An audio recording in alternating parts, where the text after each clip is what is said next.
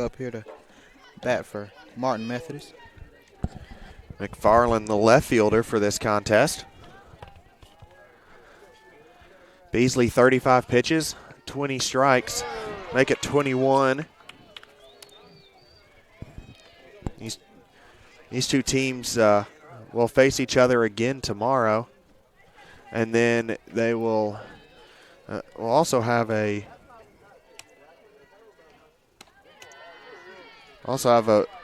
basketball doubleheader against the Red Hawks tomorrow. Now, Beasley's pitch count has been kind of high, but she's still been getting them up and down. Yeah, she's been effective. That one into foul territory. Takes down a couple pine cones on its way. 2-2 count. Nice scenic spot out here at Faulkner Baseball Field with the pine trees right here beside the field. Yeah, it's a nice softball facility here, Noah Jackson. Oh, I did say that one ripped down the left field line. Will drop just fair. A nice hit from McFarland, standing double to the left fielder. Now at bat, number 8, Haley Cow.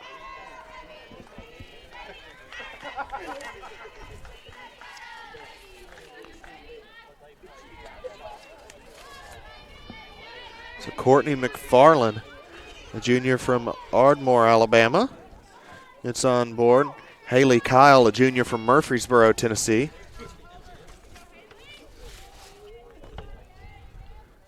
The pitch.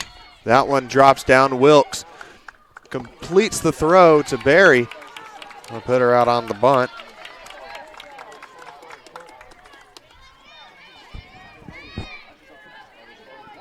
Faulkner trying to collect a couple more outs and end this inning.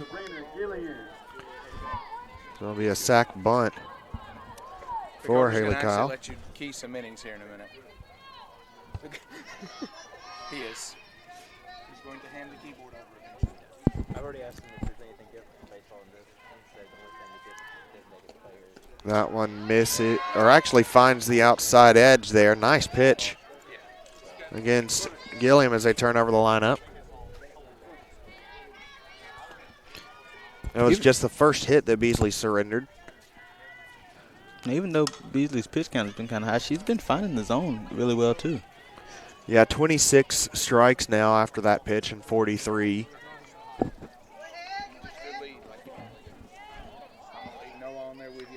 Oh, 2. I'm good. I'll stay. Beasley delivers that one just outside. Faulkner's defensive lineup, Jerry Beasley, Maggie Tipton, the battery. Fielding at first, Dakota Berry at second, Kendall Bennett at short, Julianne Wilkes at third, Taylor Parker in left, Shelby Burbage in center, Brianna Cagle in right. That one ground ball will find through. Martin Methodist strikes first. Nice hit from Sabrina Gilliam. Martin Methodist's bats have been doing a really good job. Yeah, really good inning thus far for the Red Hawks. Started with that double on a 2-2 pitch from Courtney McFarland. Dropped just fair, perfect placement. Sabrina Gilliam able to drive her in after Haley Kyle's sacrifice. One down for Shayla Youngblood. Youngblood, a left-handed batter. The pitch. That one hit into left field. Parker gets underneath it, makes the grab, 2 down.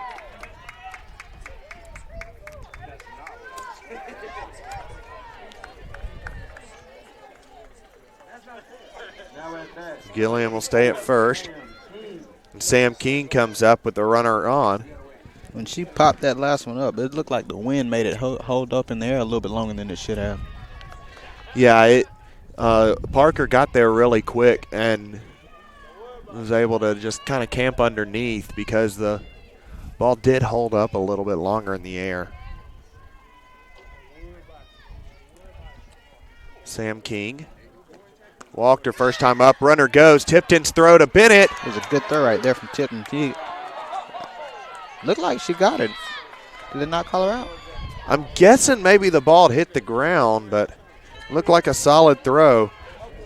Nice stolen base there for Gilliam. 0-1 the count. Yeah, the ball must have hit the ground because she had the tag on her.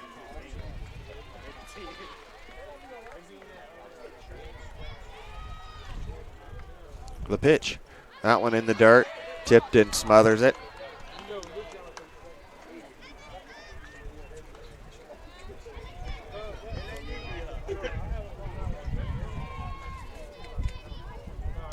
Wind really blowing towards center field right now. Not an ideal situation for Jerry Beasley. You see, yeah, if you get a hold of one with the ball rolling like that, it has no choice but to go out. Nice pitch from Jerry Beasley inside for a strike.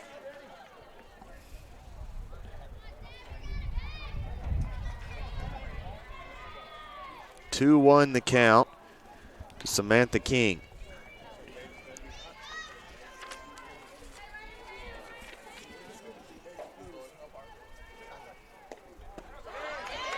That pitch outside for a strike. 2-2 now. King, a junior from Chapel Hill, Tennessee, transfer from Motlow State Community College. Also listed as a pitcher. She's thrown 12 innings so far, so would not be shocked to see her at some point in this series in the circle. Swing and a miss. Jerry Beasley gets one of the best bats in the country down on strikes. Good thing there, the wind didn't play, didn't have a chance to play anything in there. She didn't get a chance to put the bat on the ball. But yeah, and good work from Beasley there, going inside, outside, and down for the three strikes. Great work there from the Eagle pitcher. Martin Methodist strikes first, though. It's a double down the left field line. Sack bunt and a single up the right side that puts the Redhawks in a 1-0 advantage over Faulkner. You're watching Faulkner softball on FSN.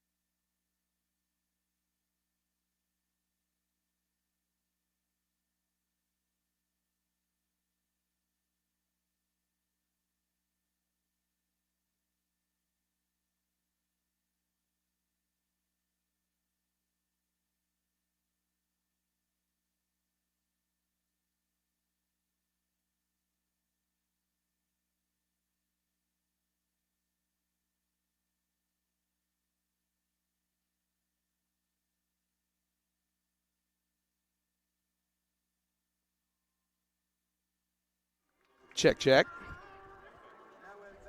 All right, going to come back in. Go to Jacob Johnson here, who's going to help us on the call the rest of the way. Jacob, welcome in, buddy. Your Faulkner softball debut. Yes, sir. Yes, sir. So, ready to get rolling here. We'll let you do a little color as you settle in here, and then we'll go turn play-by-play duties over. Revolving door today. I know there's a lot of voices for those of you who are watching, largely because, well, if it's out here, it has broken at some point today. And so we've been moving around a lot, troubleshooting and fixing. That one misses away, or actually will catch the edge. That's Shelby Burbage at the plate for the Eagles. Burbage had a difficult first weekend, batting 125 on the season coming in. 8 at-bats so far, though. So, 8 at-bats in 2 games. Yeah. She's seen the plate a lot. Yeah. She is, and the leadoff hitter you want her to get on. And that was the thing for the Lady Eagles last weekend. They got runners on. They just couldn't get them in. Got a runner on second right now. You see the wind blowing over toward right field. Burbage slaps it past the pitcher, and she'll beat it out. It's an infield hit for Shelby Burbage. That'll move a runner over to third. Runners on the corners for the Eagles is number 14. Kayla Parker comes up to hit. Parker Sr. from, I believe, Danville, Alabama. Yeah, Taylor Parker. Did I get that one right? I think you're right. It's my debut. I'm out here just shooting, guessing. I Hey, looked over let's the see what roster you got. one time. You got Taylor Parker from Corner. So close. So close. Taylor Parker from Corner. Parker was an all-conference player a season ago, and Shelby Burbage swipes second. So the Lady Eagles in business here, second and third. We're going to have to check with our ace statistician, Carter Moles, for balls, strikes, outs, and really anything involving statistics, as the scoreboard just says that this is the home of the Lady Eagles. And 1-0. There's a bunt dropped down by Parker and out at the plate. So they tried to get the squeeze play. Couldn't quite convert it. Brianna Cagle tried to take home right there on the squeeze and couldn't make it all the way. As Parker will get on first, and we got runners on the corners once again as number 9, Abigail Barron, comes up. Barron, the senior infielder from Panama City, Florida. Yeah, Barron, a former all-conference player on this team. She had a big weekend last weekend. Opened the year hitting .667 in 2 games. Shout out to our buddy Noah Jackson who filled in for us. And ripped to the third baseman. She'll field the liner and can't get the tag on Burbage before she scampers back. But you were hoping for a little bit more there out of Barron. She ripped the ball just right at the third baseman. And that'll bring up number 35, Kendall Bennett. Bennett also senior infielder. She's from Santa Rosa, so her and our last batter, growing up around the same area, probably played a little bit of ball together. Yeah, you got to imagine Panama City, Santa Rosa Beach, not far from each other, about an hour or so apart down there. Santa Rosa Beach, Florida, the home of this Kendall Bennett. Kendall Bennett, again, a former all-conference player for this Lady Eagle team. One of 7 seniors on this squad. She'll step back in, and Jacob, you can see that wind really blowing out there. It is, and it's blowing in all different types of directions as the flag's almost doing a 360 out there. And Parker's going to try and take second, and she will. Ball will get away. So a throwing error will allow the runner from third to score. It's a stolen base for Parker. Burbage scores on the throwing error. And it's a tie game. Big moment there, and that's why in this sport, I think especially, you push the issue on the base paths when you can. Yeah. Because you never know. You don't. As that's going to leave a runner, Parker on third. Yeah, with Kendall Bennett still at the plate. It allows the speed that Hal Wynn has in this lineup, in particular with Burbage and Parker at the top of this order, allows for him to cause a lot of problems by pushing the issue on the base paths. And 2 outs for Locke and Martin Methodist as Kendall Bennett looks to add to the score here. This inning for the Eagles. And the pitch from Locke, and that one will be shot at third baseman, but third baseman will make a clean play, and that'll do it. Yeah, Bennett able to turn on that inside pitch, couldn't place it anywhere. Nice play by the third baseman. Martin Methodist gets out of what could have been potentially a big inning, but Faulkner does get one in the inning, Jacob. They do. Faulkner Sports Network presentation of Faulkner Lady Eagle Softball.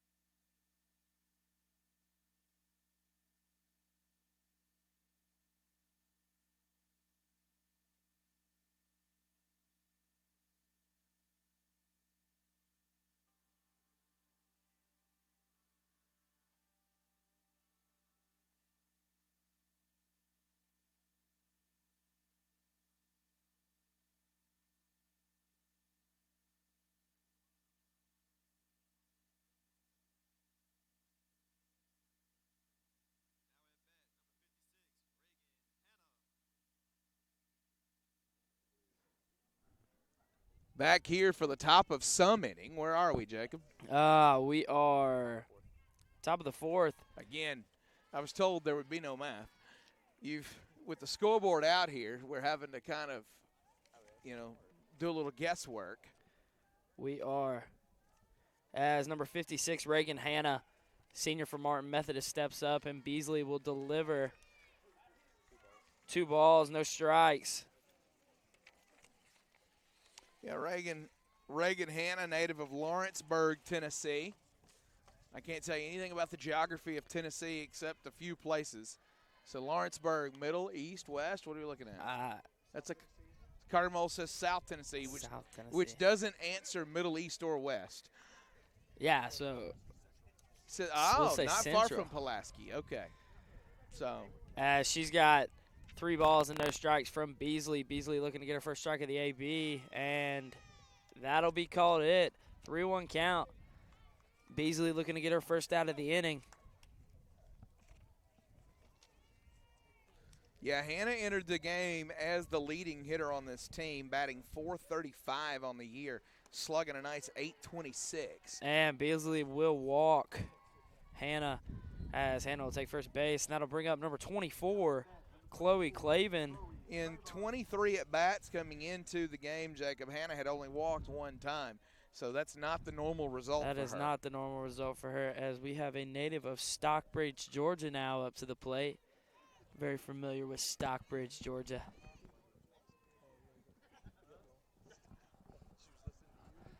As Beasley, and she'll square to bunt, and that'll be put right back to Beasley, and she will throw over to first to get out number 1. That'll move Hannah on over to second. Beasley's got her first out of the inning, as that'll bring up number 35, Maddie Locke.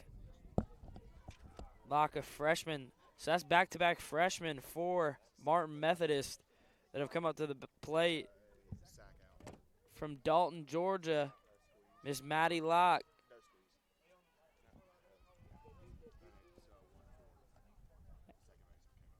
And Beasley delivers, and that one's going to be shot up right back by us. Didn't hit a car, though. That's good. It news. didn't. We do have those about once every doubleheader. Somebody's car gets it. Oh, man, I hope it's not my truck, because I parked real close to it. You'll learn that the handicap parking up on the far end of the gym is your friend. Yeah. As Beasley delivers the 0-1, and she'll square to bunt, and that one will be put down. Third baseman will get to it. Throw over to first. That'll move a run over to third, but Beasley will have 2 outs here in the top of the 4th. Faulkner defense executed that very well. Barron charged the ball. You had Dakota Berry rotate over from second base to field, so you got 5-4 on the put out there. That's an odd number. You don't see that in baseball like what I'm used to. Softball, very common. Yeah, very common. Yeah, the 5-4 put out as Berry gets the assist on that play. And Beasley will deliver. That one will be swung on and hit to our shortstop. Shortstop will make a play, throw it over to first as Bennett gets it over to Fielding, and that'll do it for the Eagles in the top of the 4th. Coming to you in the bottom of the 4th, this is Jacob O'Brien and it's Faulkner Sports Network.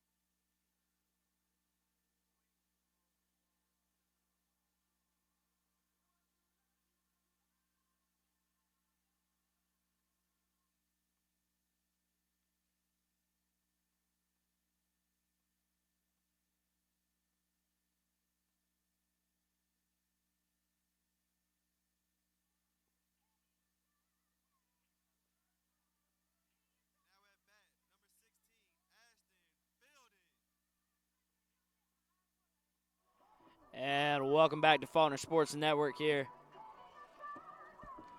Jacob O'Brien and Jeremy Smith on the call is number 16.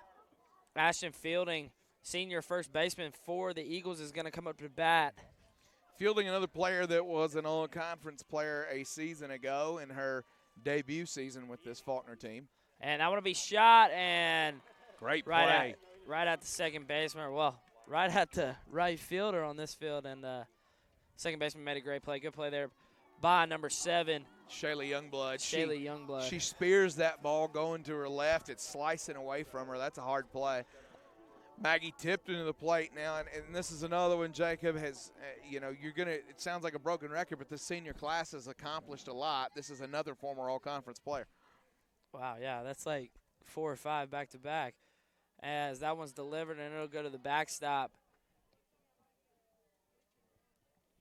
1-0 count to Maggie Tipton. Maggie, a senior native of Selma, Alabama, right up the road.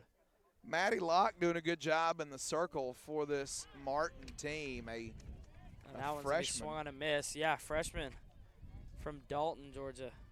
So I just like saying the name Dalton, Georgia. You do after last night, don't you? Of course, the Faulkner men's basketball team last night winning its first regular season conference title in 13 years with a win over Dalton State. And that'll be called a ball. 2-1 count. Maggie Tipton looking to get on base for the Eagles right here. Meadowview Christian product is Maggie Tipton. She'll foul that one back. That'll even the count up at 2-2. As Maddie Locke steps back into the dish. What do you, circle? Circle. Is that what we call it here at softball? Circle. That's right, circle. Tipton will step back up here. And that'll be swung on a miss. That's a big out for Locke to get a bat the caliber of Tipton, and it's a freshman against a senior, and the freshman gets the strikeout. As that'll bring up number 2, Dakota Berry from Milton, Florida.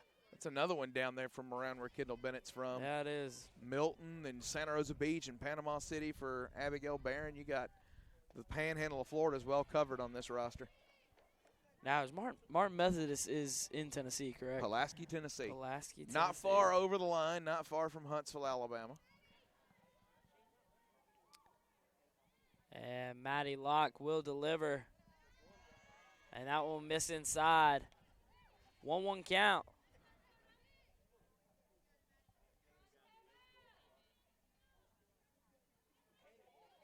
As Barry will step back in. Locke will get her sign. And the delivery, and that one will miss outside. 2-1.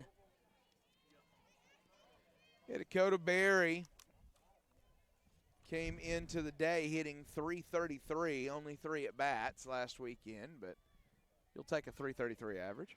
Yeah, you will.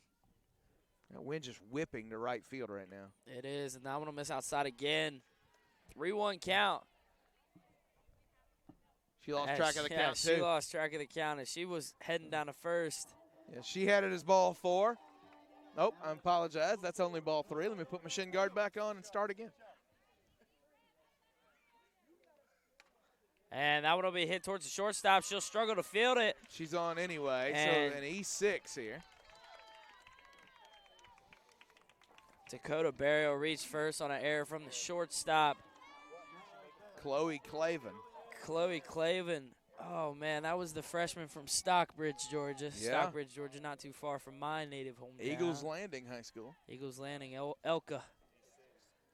Elka is a powerhouse in the state of Georgia. Well, and if you're a freshman starting at shortstop in the SSAC, you're a good player. That says a lot true. about that program. As number 4, Juliana Wilkes. Julianne from just up the road in Deatsville, New Life Christian Academy. Jacobs, a two-sport athlete here. She is a 4-time all-conference volleyball player. Wow. And a 4-year member of this softball team. The rare two-sport athlete. Rare two-sport athlete in college. You see a couple here and there, but not very many. Is she's going to take the next pitch, and that'll put the count 2-1. Maddie Locke down 2-1 to Wilkes for the Eagles. Wilkes, a defensive wizard here for this Faulkner team, was a very good left fielder last year. She'll send that one to left side, fielded by the third baseman, thrown over, and Wilkes is retired, and that will retire the side. As I was going to tell you, Wilkes was an excellent defensive left fielder last year. She's also played short, third, and catcher in this program. You can really put her about anywhere. Yeah, that's what you call a utility right there. That you like to see that as a coach, though.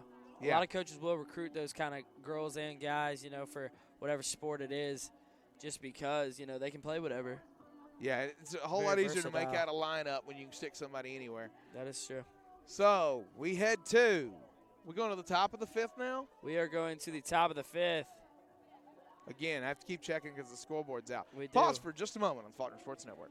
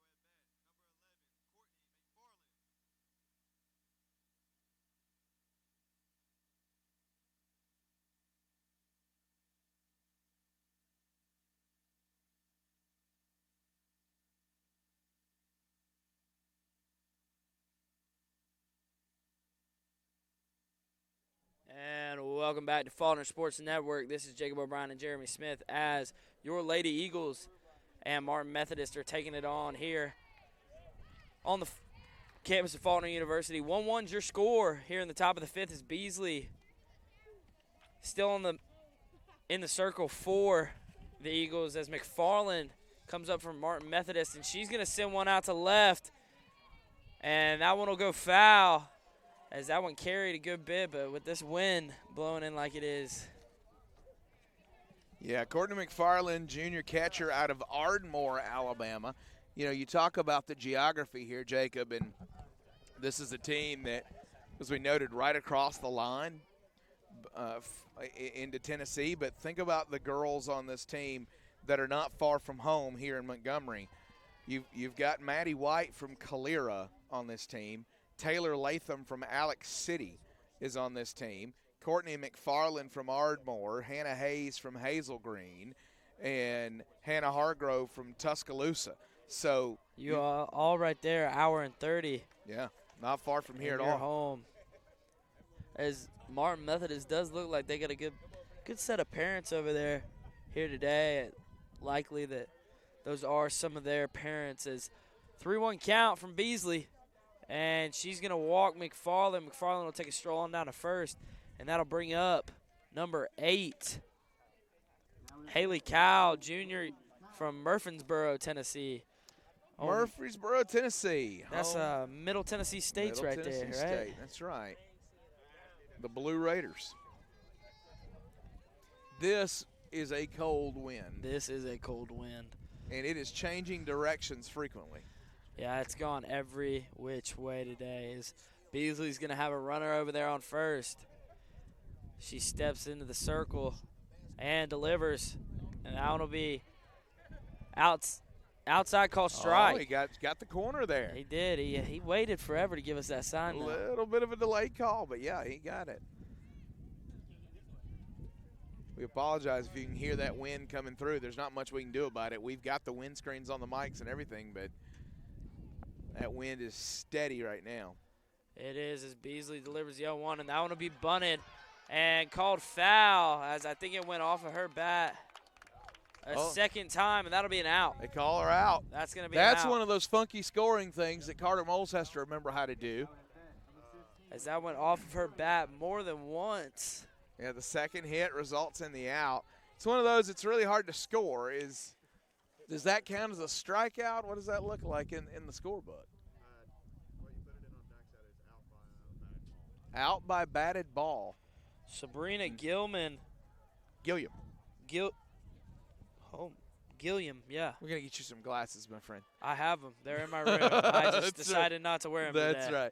This is, listen, and this is your first exposure to the potent bat that is Sabrina Gilliam. She hit 4 home runs against us in one weekend last year. And she got her. What a throw by Tipton. How about you go from a leadoff walk and a sacrifice bunt to 2 outs. 2 outs now with Gilliam at the plate. You'd much rather see her with the bases empty. 4 home runs against Faulkner in one series last year went Gilliam. She was one of the prolific hitters in the league.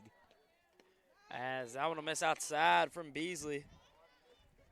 2 balls, no strikes. To the powerhouse from Martin Methodist. Beasley will step into the dish, or into the circle. My goodness, I'm getting confused. And that one will miss high and outside. Gilliam, a senior transfer from Columbia State Community College.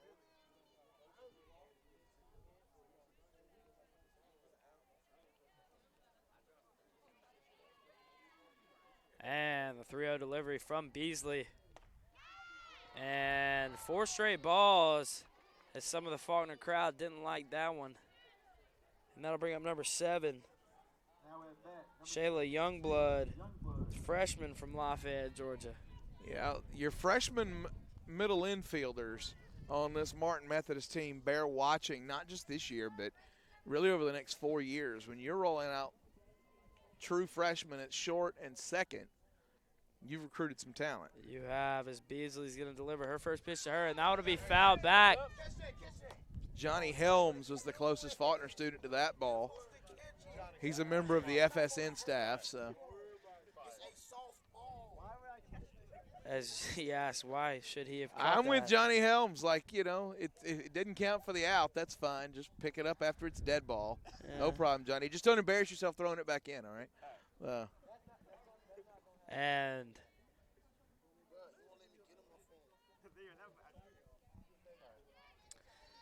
Tipton will get back behind the dish. Youngblood will step back into the box. Beasley in the circle. 1-1 still your score here in the top of the fifth, and Beasley will deliver, and that one will be shot out foul behind the Eagles dugout. Tipton will throw that one back on over as Gilliman stands over on first. Youngblood will step back in. Good battle here between Youngblood and Beasley. Gilliam ready to take second at the first opportunity, and she'll pop off. And the 0-2 will miss from Beasley. Beasley now stays ahead barely, 1-2. Your count to the freshman Youngblood. Gilman looked like she was going to run over there. Took a couple steps, but ended up holding off. And Beasley will deliver the 1-2, and that'll be shot out into right and fall as Brianna Cagle will get to that one. Youngblood just placed that ball right over the second baseman. Now a dangerous situation for Jerry Beasley as Sam King comes to the plate. She hit 4 home runs last weekend and slugged 2,000 in a single series. Wow. And you got runners on first and second here for Beasley. Beasley looking to get out of her top of the fifth. She has 2 outs with a big slugger for Martin Methodist up.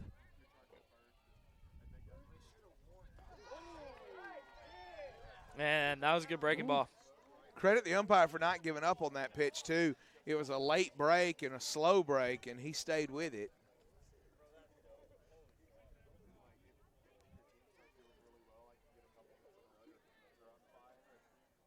And Beasley steps back into the circle. And she will deliver the 0-1. Tipton throws down. That's a dangerous throw. If Bennett doesn't catch that one, and it nearly got her, if she didn't catch that one, Gilliam could be headed to third or worse.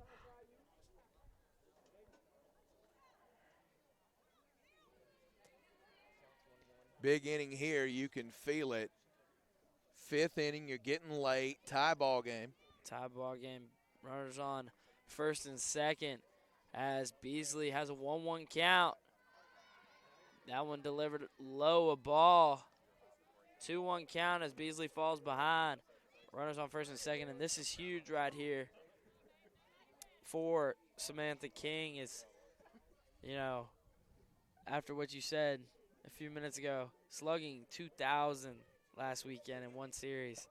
Yeah, a very, very good bat with 2 runners on here. And Beasley gets inside on the low corner on that one. And that'll even up the count 2-2. Beasley 1 strike away out of getting out of a little sticky situation here. Yeah, King entered the day batting .400 with 4 home runs, 7 RBIs, and an 1,100 slugging percentage on the season. And that one's going to be shot out into left, and runner around third. Come home. Got her. No. And she's called safe. Called her safe. Throws a little up the line, couldn't get the tag down. Good effort, good throw, gave him a chance, but King wins the battle, and Martin takes the lead.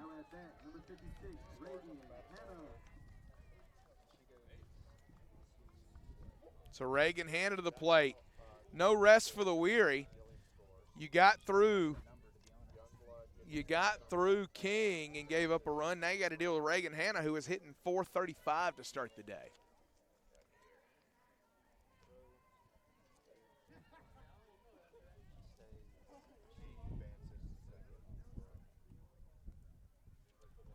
And that was going to be hit out in the center, left center, and that one will fall too. Another one will score for Martin Methodist as they'll hold the next runner over there on third. That'll be a stand-up double for Reagan Hanna. Got a single, and she'll take second on the throw for the official scoring there. Call it a single. But it's an RBI for Hanna. It's now 3-1, and you got him on second and third for Chloe Clavon. That freshman shortstop from Eagles Landing High School. And that one will get away from Tipton. She'll get to it quick enough, though. as Samantha King won't even take a chance. Runners on second and third. Martin Methodist has scored 2. 3-1's your score. Eagles trail. Yeah, and it's, softball's this kind of sport. You were really close to getting out of this. Now I want to get away from Tipton, and she will. King does head down. So King slides in safely. They couldn't get the tag down. So you think back about this inning, you had a leadoff walk. Then you got the ball that was bunted twice for the first out. Runner thrown out at second.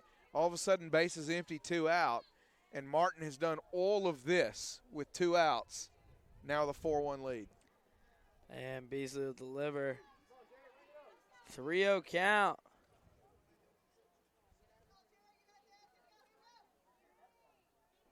To Clavin, the freshman from Eagles Land and Christian. And the 3-0 delivery, and that'll miss outside. She'll walk her too.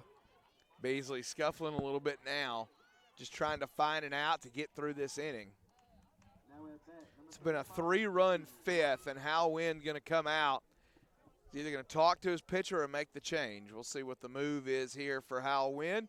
We'll pause for just a moment on the Faulkner Sports Network.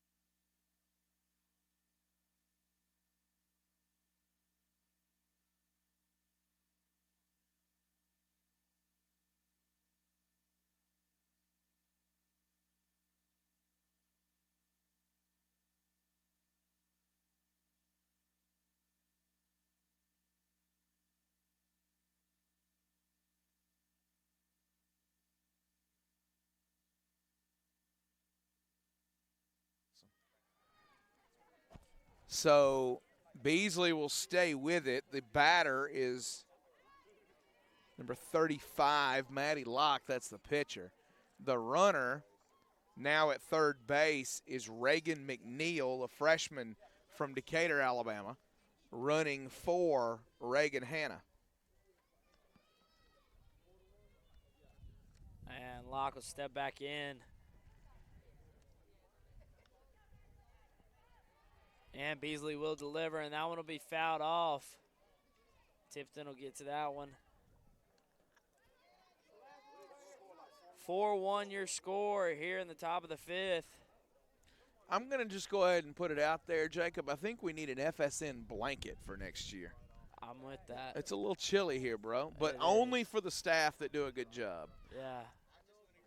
We'll take the blanket away from the staff that are You no see, Noah good. just went and got himself a blanket. Yeah, it's because Noah wouldn't have been given the FSN blanket. He Yeah. would have had to have gone to get his own. We pick on Noah, but we love Noah. Noah is willing to do anything legitimately. He was seconds away from singing the anthem earlier when we couldn't get the computer to play, and that's not a joke. Well, kudos to you, Mr. Noah Jackson. As Beasley delivers. 2-2 count. 2 outs. as pitcher to pitcher.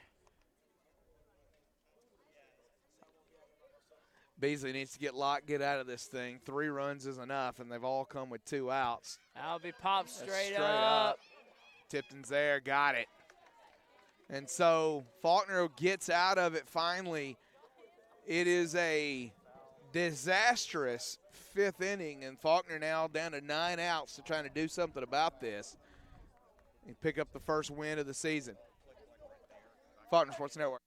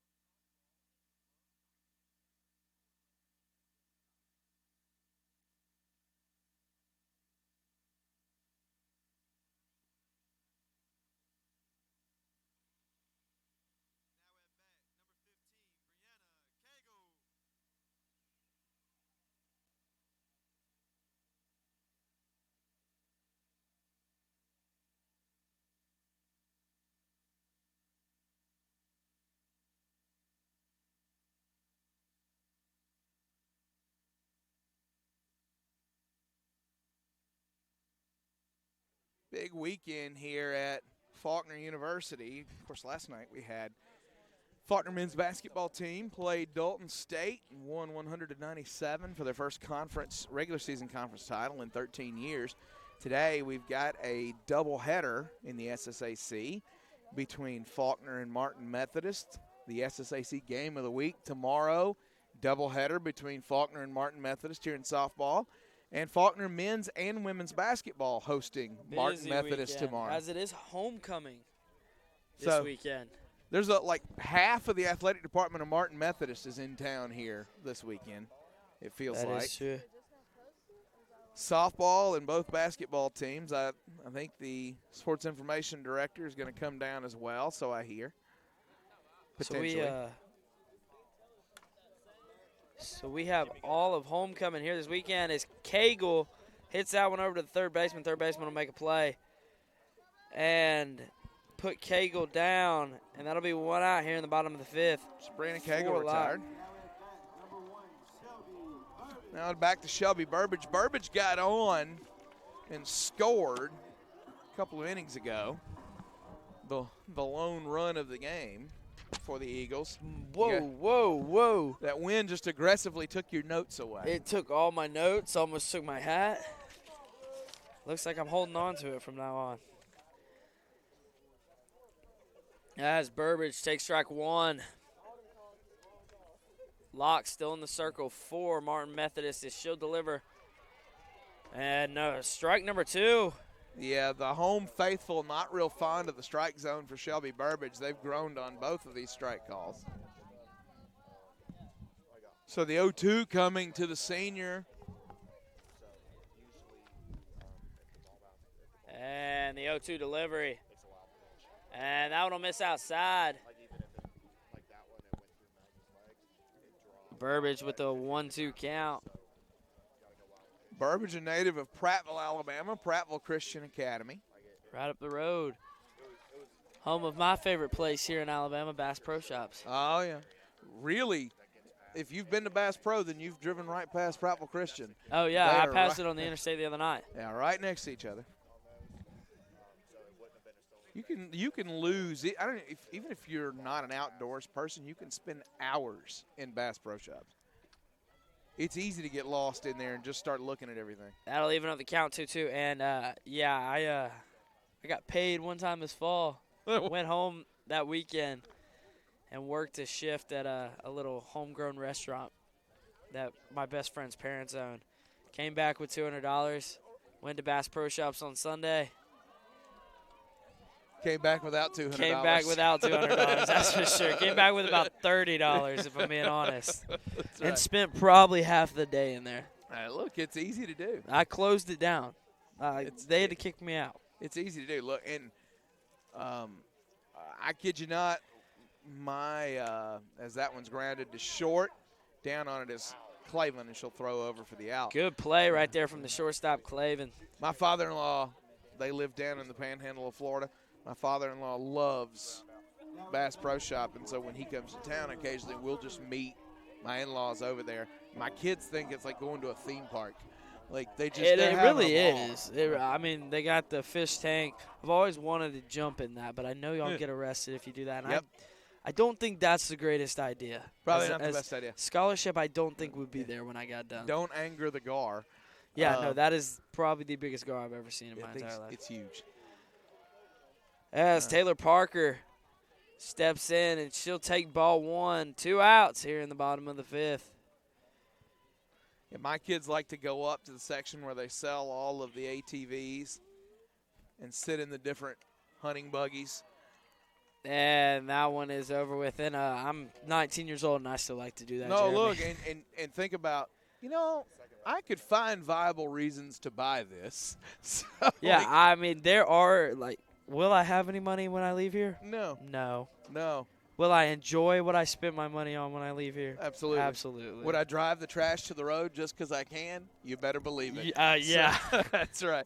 So we're back here, bottom of or top of the We'll 6th. come to the top of the 6th. Oh, yeah. Getting late here at the Faulkner Sports Network.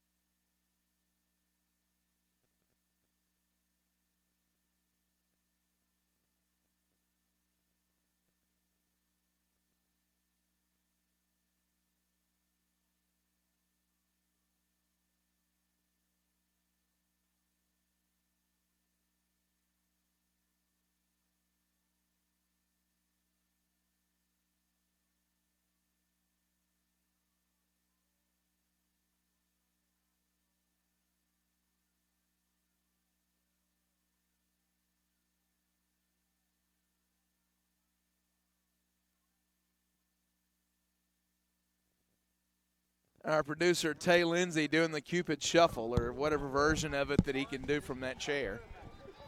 As number 13 for Martin Methodist is going to head in as Hannah Ward, the sophomore from Smyrna, Tennessee, as our own FSM member Bailey Whitfield, sophomore right-handed pitcher from Alabaster, Alabama, is now in the circle for the Eagles, and she will deliver strike number 1. Count goes to 1-1. Bailey Whitfield was one of the FSN originals in its current iteration. She was, I think, the very first work study we ever hired. And that one will miss for Bailey Whitfield. 2-1 count.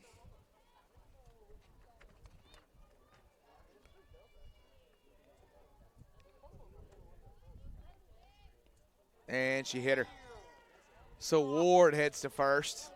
They call it a softball, but it doesn't feel that way. I doubt it's very soft. I'm going to say that thing doesn't look very comfortable to be hit by.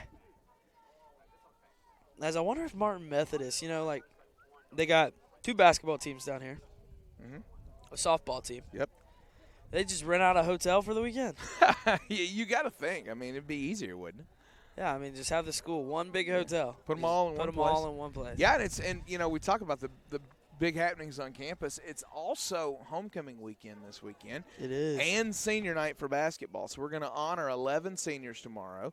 We've got homecoming going on. Shout out to our friends at Bluebell Ice Cream who have donated ice cream for the post-homecoming festivities. The first 400 people who go and claim Bluebell ice cream are going to get free Bluebell ice cream tomorrow. I think I'll be one of those first 400. Shout out to them. That's nice of them. Bluebell encourages everybody to try their red velvet cake flavor. I tried it the other day. I also encourage it. I encourage it as well. Pretty good. It was very good. As Director of Operations Tiantre Spence brought it in the other day. Yeah, Tiantre Spence is he's always got some type of goodie. He's won himself a lot of friends by working at Bluebell. He has. Work at the Bluebell, I guess it's a plant factory, whatever. I don't know what he does. I know he just unloads trucks and live on a college campus. Like, you have friends everywhere. You do. Is Whitfield is now got a 2-2 count to McFarland.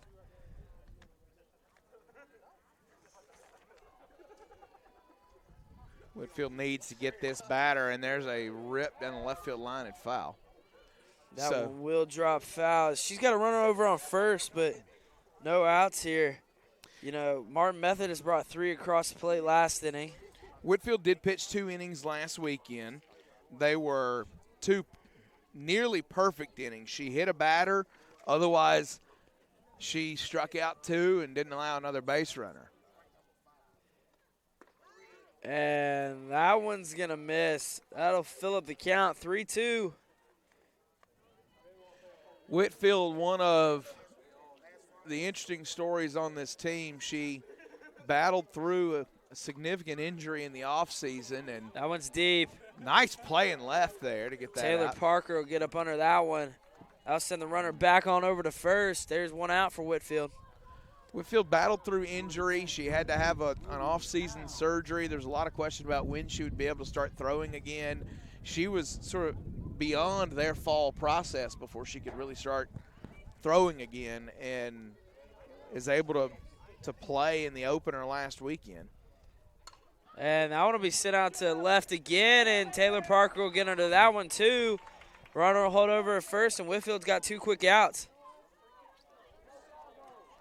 Good batter here, Sabrina Gilliam at the plate. So Gilliam hitting .273 to start the day, but slugging .591. Still looking for her first round tripper of the season. Hope she didn't get it here. And that one will be called a strike from Whitfield to Gilliam.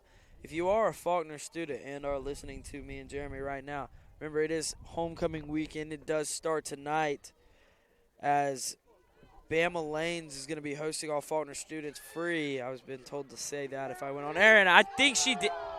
Called her safe. Oh, wow. She just barely got under that one as that was a almost perfect throw from Tipton and a great tag from Bennett. Yeah, I'm with Carter Moles. That safe signal he had started before the play was even over. Like, that was a quick safe call. That was, and that runner was not that far ahead. It was more bang-bang than the call would lead you to believe. I'll give you that. 2-1. Count from Whitfield to Gilliam. Gilliam. That's a hard name for you. That is. Me and names, man. Like, that's right. The only ones that really have given me trouble this season are this one and then John Michael Matthews over at baseball. The only reason John Michael Matthews gives you trouble is because you're an old country music fan. I am, and oh, man, I love to say John Michael Montgomery. Because you're talking about John Michael Matthews while in the city of Montgomery. It's too hard. It is, and that one will be shot out to center. That'll score 1. Yeah, nice piece of hitting by Sabrina Gilliam there. She just went with the pitch that Whitfield threw, laced it into left center, got that run in. You want to know how big that call was at second base? Yeah. That's a run. Big time. And that'll be another run for Martin Methodist. That'll go up to 5-1 as number 7, the second baseman, Youngblood, the young freshman from Lafayette, Georgia, Tryon High School. You know anything about Tryon High School? I have no clue where Tryon High School or Lafayette, Georgia is. With a name like Tryon High School, you got to have a good fishing team. That'd be my guess. Yeah, I'm going to guess they do. Here comes our soccer team done with practice, coming to support. It's one thing our athletes here do a really good job of, showing up and supporting one another. That is true. And that one will be bounced back to Whitfield and safe called as she threw over to first. Infield hit for Youngblood. That's a swinging bunt there. Yeah, that's going to bring King to the plate with 2-1 and 2 out. It feels like every time King comes to the plate, runners are on. That's dangerous. Yeah, it does. She had a big hit last time up, I do believe. Yeah, King, part of that 3-run inning that broke it open. We were in a 1-1 tie prior to that. Now it's 5-1 in favor of Martin Methodist. Strike one to King from Whitfield. Whitfield's going to look to get out of the inning right here. Strike two. She's one strike away from ending the top of the 6th here, and it'd be nice for her to get out of it right here. Yeah, she needs this out here for sure. Runners on first and second, trying to keep it at a 4-run deficit, and she got it. That'll do it. It's a big out for Bailey Whitfield. But down to 6 outs, the Eagles are down 4 runs on the Faulkner Sports Network.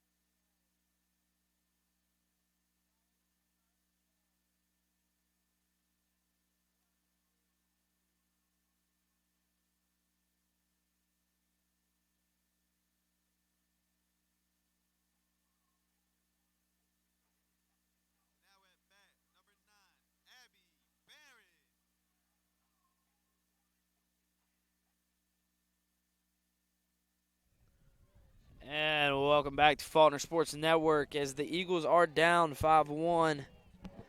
And they look to get something sparked up and happening right here. This is Jacob O'Brien and Jeremy Smith on the call.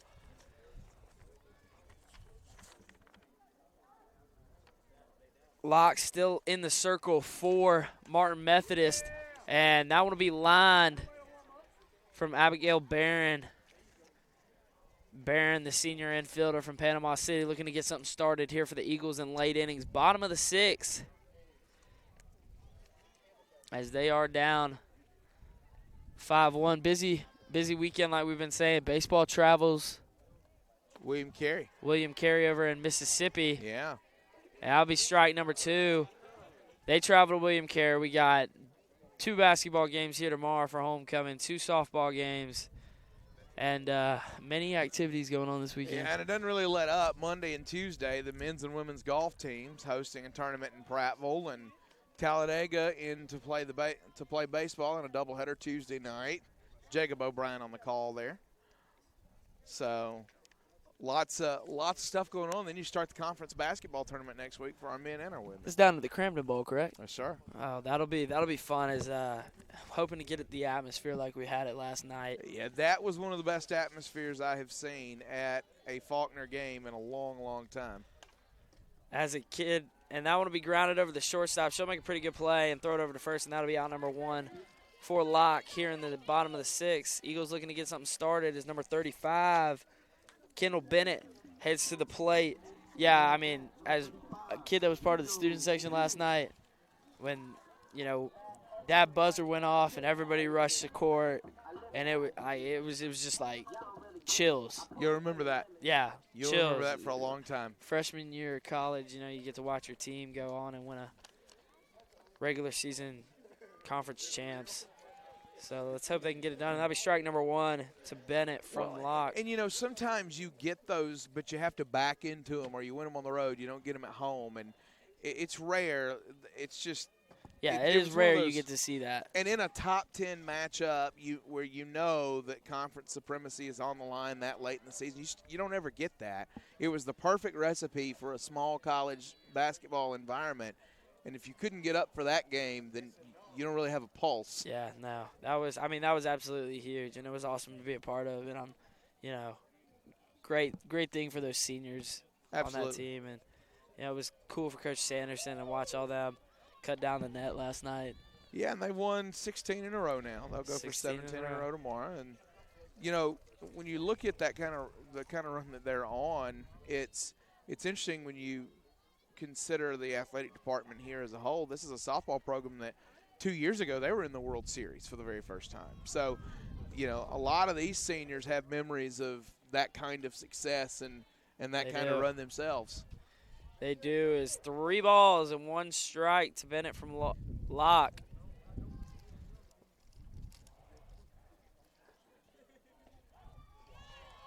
And did that hit off the butt of her bat? No, it's just the way that it sounded when it hit the glove. But the groaning home fans are not happy with the call there, as they believe that should have been ball 4 on the get-over pitch. 3-2, and that one will be shot down. A hit's better than a walk anyway, and Kendall Bennett will take it. That'll work. That'll work. Get them stats up a little bit.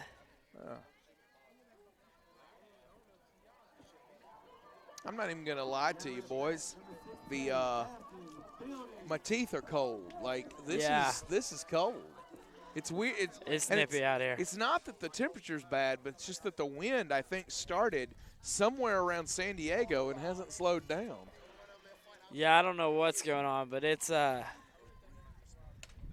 calling for another jacket, and that'll be hit up the gap, and that'll move runner over to second. Right up the middle for Ashton Fielding. And that'll bring up Tipton. Well, and look, they're down 5-1 as this Faulkner team, and if you're going to make a run here with 6 outs to play, it's got to be this part of the order, and it's got to be now. It does, and Tipton, big bat here, as if, they're down by 4, and, as a commentator, you love to talk big scenarios and, like, what could happen. You got to create them, though. You have to create them right here, and they've set it up for Tipton. And ball 1. Locke has gone the whole game so far.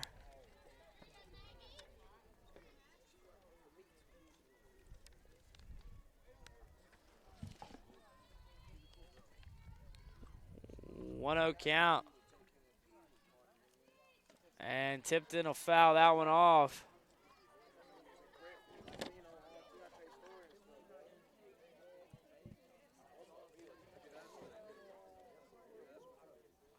So Tipton awaiting next pitch. And the 1-1 will be drilled foul. And, she got a hold of that one. She's got a quick bat. There's never been a question about that for Tipton. But now the couple on her. She's seen Maddie Locke a few times now. 1-2 count. And Locke delivers a ball. Even it up to 2-2. Eagles bench coming alive over there. Hal Wynn down there smiling on third base. First time we've seen him smile since Country's closed.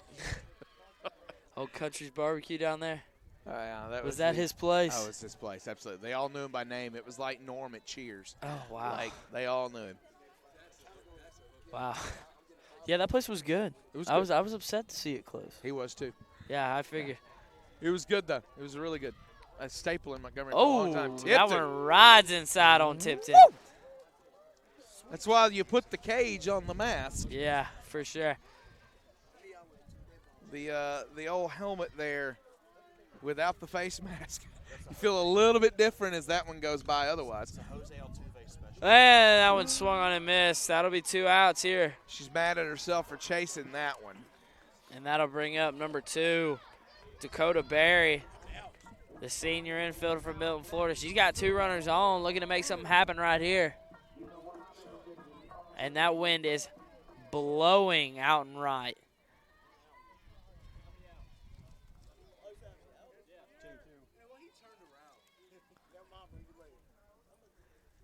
And the first pitch from Locke is fouled away. No balls, 1 strike to Berry.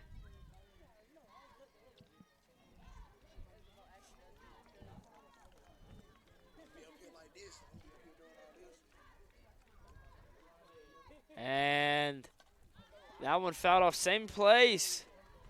Exact same pitch, exact same result, exact same spot on the net. As Berry knows what she wants to hit this ball, as she didn't take either of those. Nasty thing to do now is she's reached out over the plate, both of those, is to pound it back inside on the knees and see what you get. And Locke delivers. And that'll be called strike 3. Got her looking.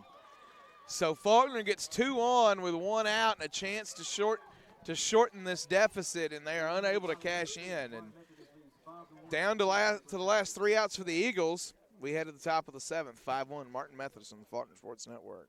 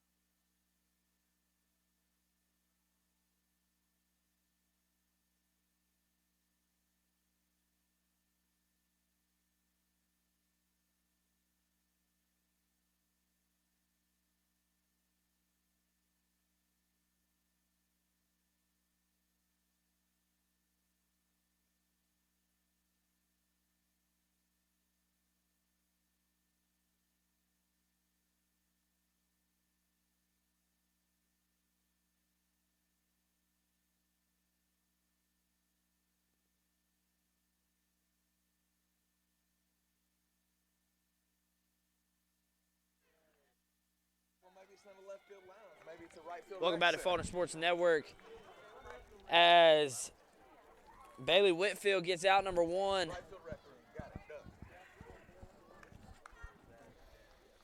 Top of the 7th here. Bailey Whitfield looking to get 3 quick outs for the Eagles, as they got to get 4 runs in the bottom to keep this game alive, and that one will be fouled off towards the Martin Methodist dugout from the shortstop, number 24. Chloe Clavin from Eagles Landing Christian Academy over in Stockbridge, Georgia.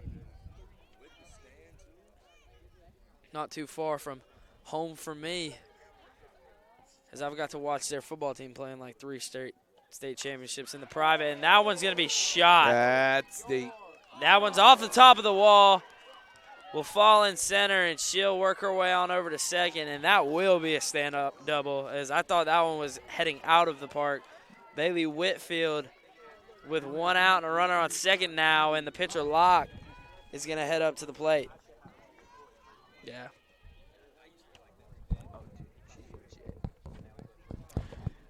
Not a lot of resting places in this lineup. That's the thing is, as a pitcher, sometimes you got to find a place in the lineup you can go hide a little bit, find a free out. This Martin lineup didn't have a lot of those places. It doesn't. And, it's just like the Eagles don't have a lot of them either, but there's no sure out for either of these teams. I mean, that's tough for Bailey Whitfield giving up that big one right there, but, it's runner on second. You got an out. Let's see what you can do with it, Got to work to strand it, keep it at a 5-1 deficit. And that one delivered, and that one will be shot out deep in the center. Locke trying to help herself, drives that ball. And good throw in there. Clavin will not tag. Great throw there.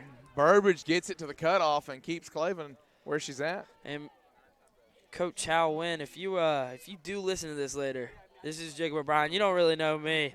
Of course, you know Jeremy. We were just talking about it. A left field lounge. Student section out there. Could park our trucks back there.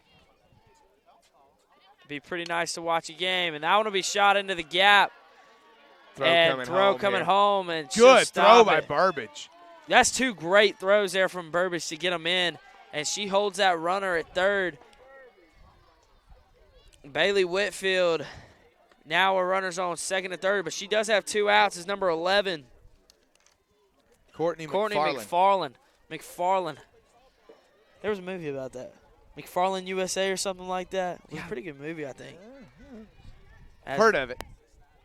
I think it was about some cross-country runners, so, I don't think. Yeah, I was trying to read the signal for the umpire there. I missed what it was. First base open here, 2 away, 2 on, and 2 out. Here in the 7th and a 5-1 advantage for Martin Methodist. Bailey Whitfield up against it, trying to keep this deficit where it is.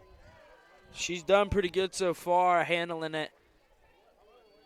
But she's now got runners on second and third. She has 2 outs as McFarland is trying to add to that Martin Methodist lead.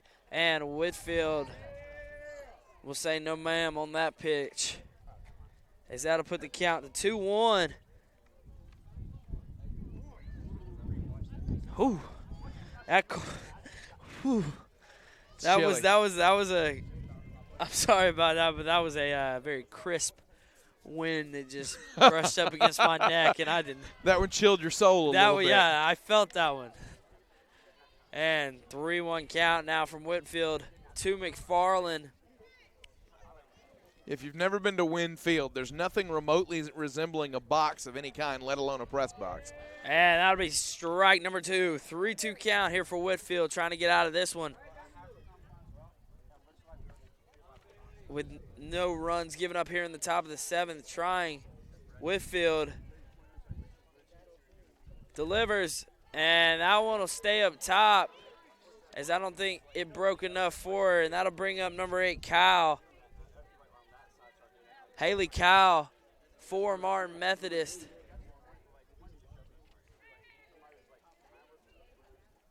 So we're going to have them loaded. Conversation. We're going to have a substitution. We are. So number 27, Hannah Hargrove, another freshman, is going to step in and try and get a big hit. Tuscaloosa, catcher out of American Christian Academy. Good program from Tuscaloosa. They've been 2A. They've been 3A. They swapped.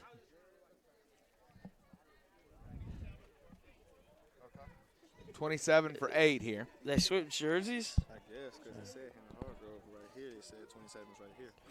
Well, I guess it's Keaton Barnes. So I guess right, they so we're switched getting a report. jerseys. It's gonna be. All right, so this is Keaton Barnes batting? I guess so. Another freshman. I mean, we're gonna go with that. I don't know anything about her except that the roster says she normally wears 44 and that she's a freshman, and that's all they've got. And Whitfield will Can deliver. we blame Wade, Carter? We'll just blame Wade. That's fine. We'll blame Wade. Wade's a good SID. He can take it. He's Teflon. And that one will miss. 1-1. 1-1 count. Bases loaded. The freshman looking for a big hit right here for Martin Methodist, but Whitfield delivers ball number 2, 2-1. Whitfield didn't like that one. Tough spot here. Whitfield's got nowhere to put her. She's got to put something in the strike zone. And Whitfield delivers. That one outside. Ball 3, 3-1. Cannot walk in a run right here. Big key here.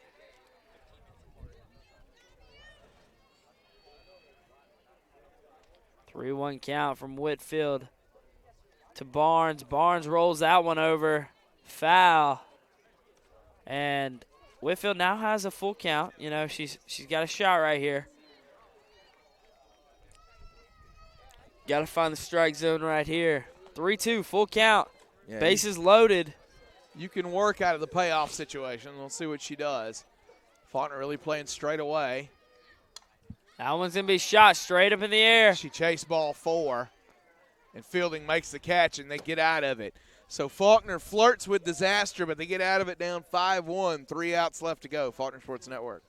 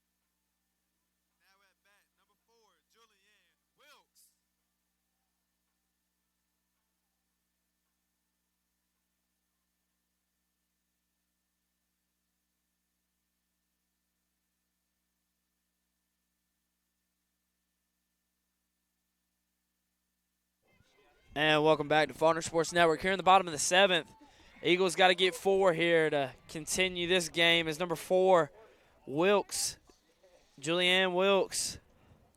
You got a senior leading off here, down 4, needing a rally. A base runner of any kind would be exactly what Faulkner needs. And that one's shot up the middle, and that'll start something right there as Brianna Cagle will walk up to head towards the box. Locke still in the circle for Martin Methodist. What's that hit total now for Faulkner? 8 hits. They're getting them. They're just not able to push anything across. So we'll see if they can. I was going to say change the scoreboard, but nothing. Nothing is changing the scoreboard except Jesus and a giant meteor. Yeah. Like, the scoreboard is what it is now. It's broken. It's about time for a new one. Yeah. And Cagle lay down a slap. And Oh, they got her at second. That's forced. Great play there, heads up, knowing where the runner was, turning and firing. And that'll bring up Shelby Burbage with Brianna Cagle on first. One out. Big at bat here for Burbage.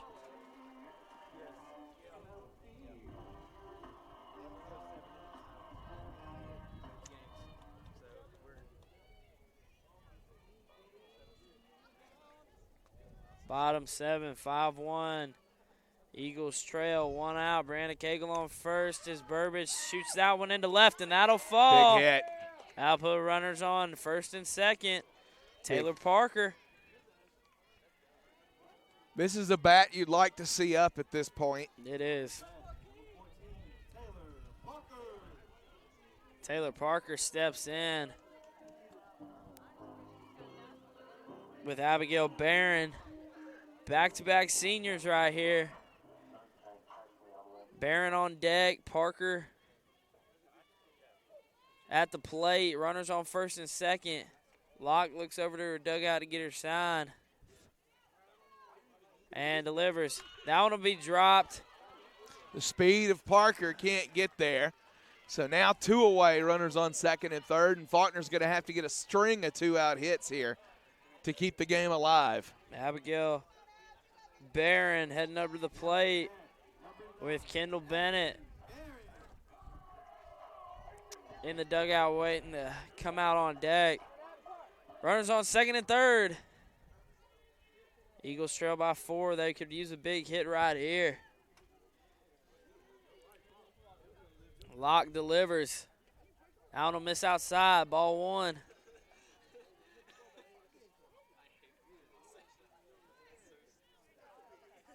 One 1-0 count.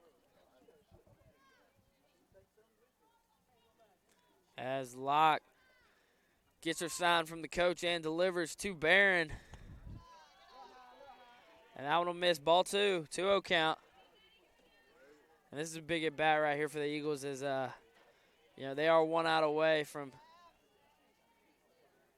taking a mark in the category you don't want marks in. No, still looking for that first win of the year, and that one slapped third base. Got her. So Martin Methodist gives up the hits, but able to hold him at bay. Just allow one run for the Eagles. And even two errors for the one good inning really for Martin Methodist here in the first game. So final here, game 1, 5-1. 3 games left in this series, one of them today. We're back here in about 30 minutes on the Faulkner Sports Network.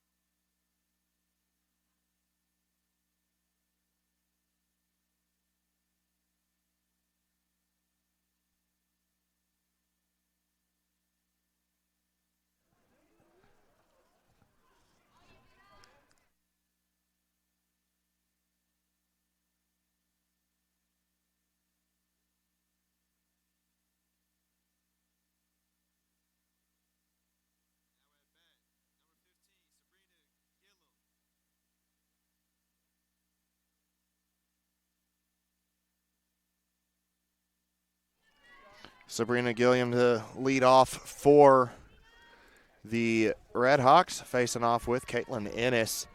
Ennis getting her first action at Winfield here. Transfer. First pitch, a strike from her. Transfer from University of North Florida. Haven't seen Caitlin here today, have we? We have not. Her first action.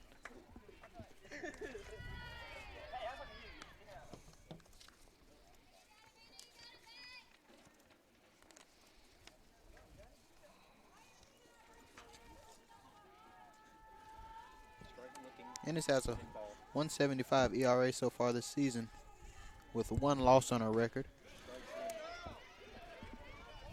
2-1 count for Caitlin Ennis. 1-2 rather. Has a lot of N's and S's in her name.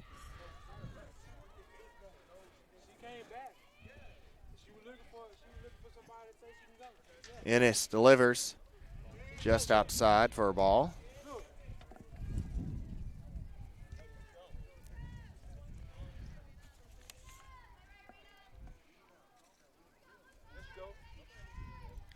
Three 3-1 count coming here.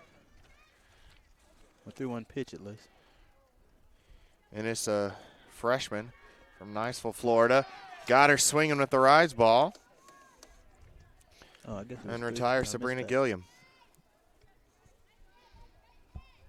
Now at bat, number 7, Shayla Youngblood. Shayla Youngblood, coming up here with Justin out. second baseman for this contest. That one looked like it was right down the middle. Yeah, good throw there from Ennis.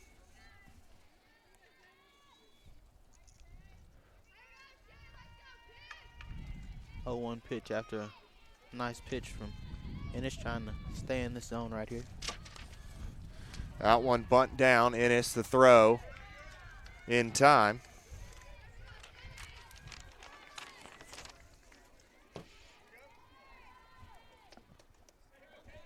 Now at bat, number 34, Sam King. Sam King coming up now. She's the pitcher for this game. You did say we were going to probably see her on the mound or in the circle today. Yeah, That was your prediction. She's got 12 and 2/3 innings pitched so far this year, and takes the first pitch strike there. Ennis has been pounding his own nice early so far. Yeah, 6 strikes on 8 pitches so far for the redshirt freshman, making her Faulkner debut. That one misses. Ennis enters with a 1.75 ERA. She took the loss. Struck out 2, walked 5. And Truett McConnell.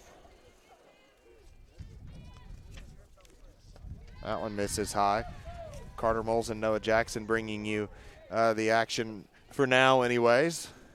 It was just kind of a thing that just kind of happened. We're about to start, and I think a few people still trying to get supper or get warm, one or the other, working their way back.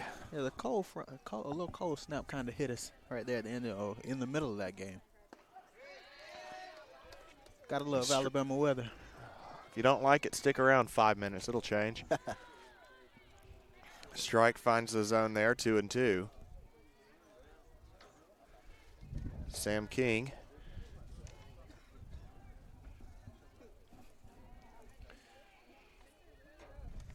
Ennis gets her sign from Tipton. That one Outside edge looked like it may have caught, but just off the edge there. close call there. I'm sitting on the opposite side, so it looked like it came straight down the middle over here. The defensive alignment for Faulkner, fairly similar. 4 changes rather. Barron at third, Lee at second, and Ammons at first. Abby Tyndall out in the right. So 4 defensive changes for the Eagles in this one. Everyone else the same. Kendall Bennett still the shortstop. Tipton the backstop. Taylor Parker in left, Shelby Burbage in center. And of course, a pitching change in this game as well with Caitlin Ennis on the hill. Full count, 2 outs. Ennis fires. That one popped back foul. She almost put a window out at the multiplex over here. Now real close to an added expense.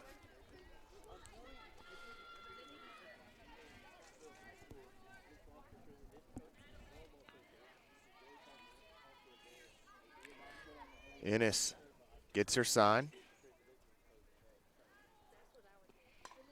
One popped, straight back foul again.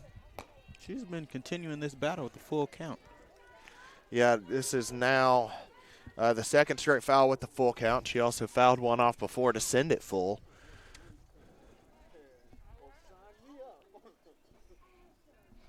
Tenth pitch of the at-bat coming up.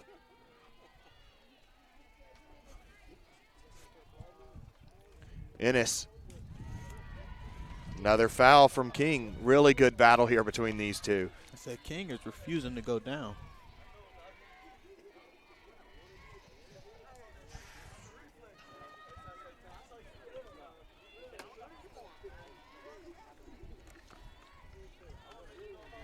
I apologize if you're trying to follow along with the live stats of this thing. I just simply forgot to plug back in the Ethernet cable. After having to go somewhere else to charge it because we've been having massive issues all day. Swing and a miss. Caitlin Ennis, 2 strikeouts in her first inning of work. That's a good start to her day. 3 up, 3 down right there. That's not a bad way to get it going. A really good start for the freshman. Faulkner will try to answer with some bats here in the bottom of the first. You're watching Faulkner softball on FSN.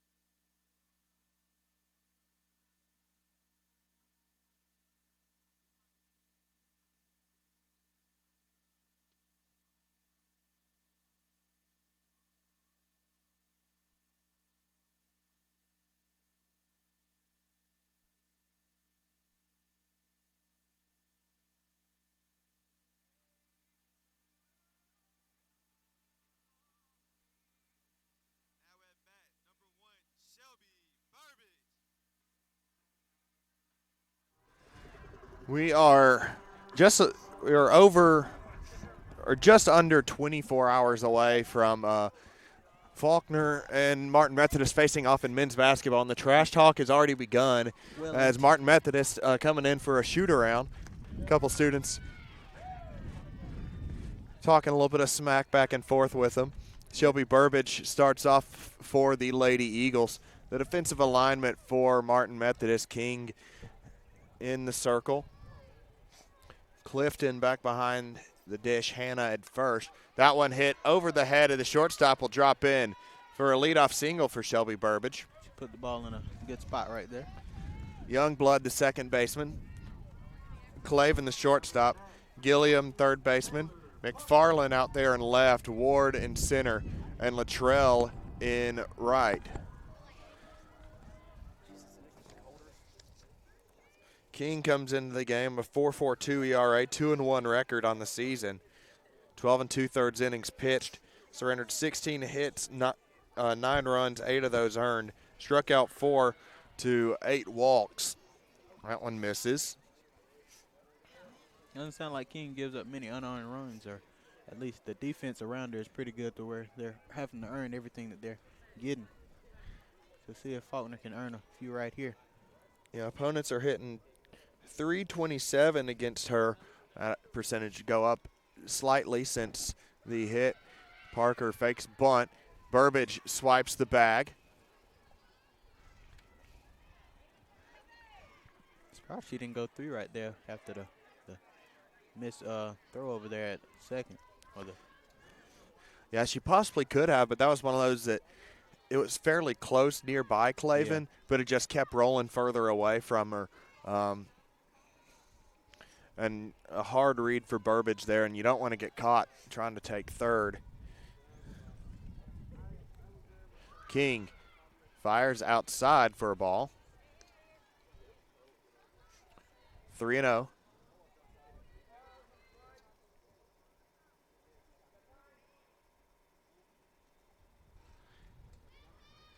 Had a time call. Yeah, Reagan Hanna coming over to talk to her pitcher a little bit and settle her down. King scuffling. The only strike she's thrown so far was put over the shortstop's head for a base hit from Burbage. Clifton goes out there as well, and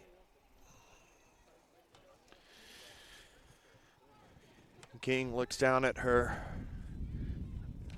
wristband. Did she miss that one too? Oh no, She throws a strike there.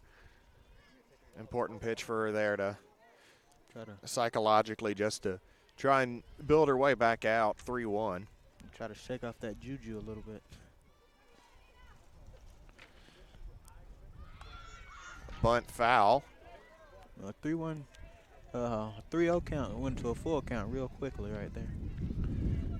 So it likely takes the bunt out of play for Parker.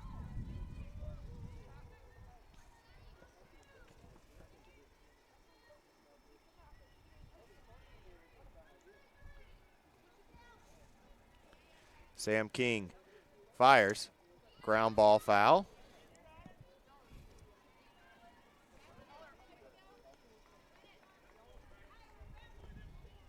Parker not wanting to go down, trying to get a ball in play here. Still a full count right here for her.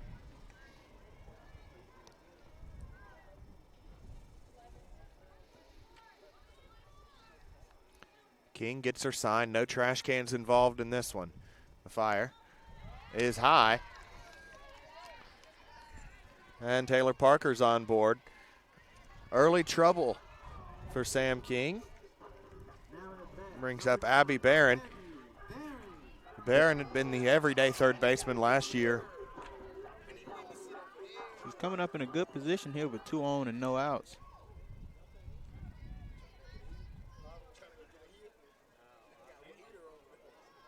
Especially after King just walked that batter. She's probably going to be trying real hard to find the zone. She might hang one up for her. Bunt down from Barron. The sack bunt is successful.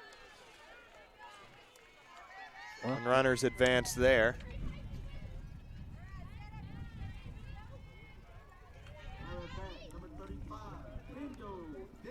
Bring up Kendall Bennett with 2 runners in scoring position.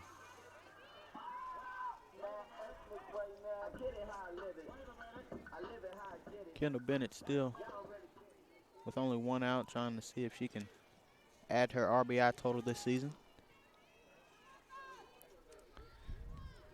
Try to get Faulkner an early lead here.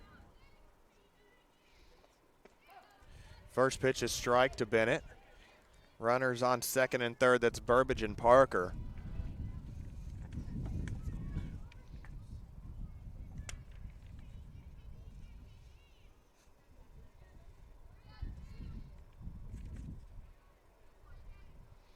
King delivers. Down high and inside.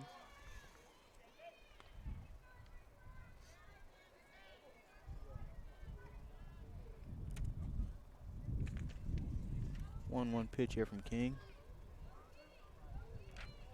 Still struggling a little bit to find the zone.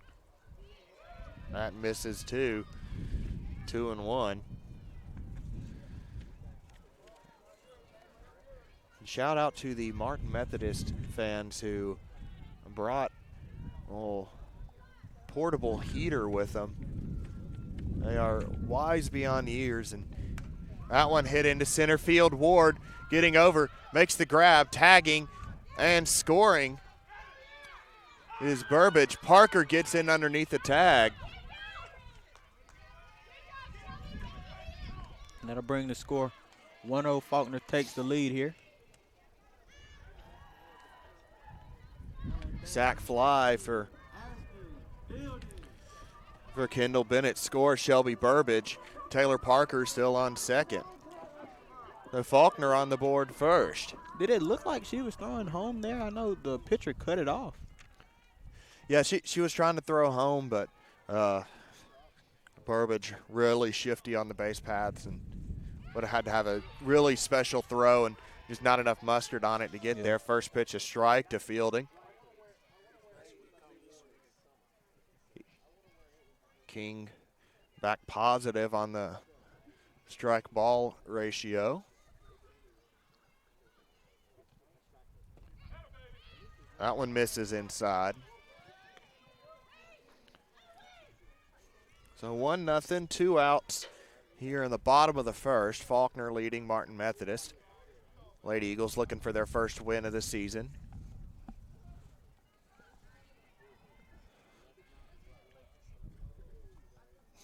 The pitch.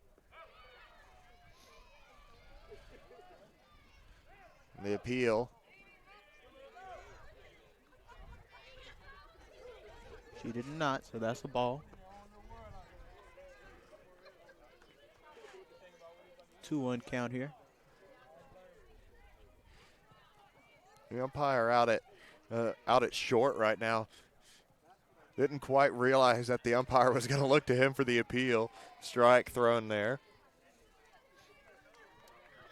He, much like me, thinking about what's for supper tonight. I think I heard something. My wife said she's going to be frying some chicken, so I'm very, very excited for that.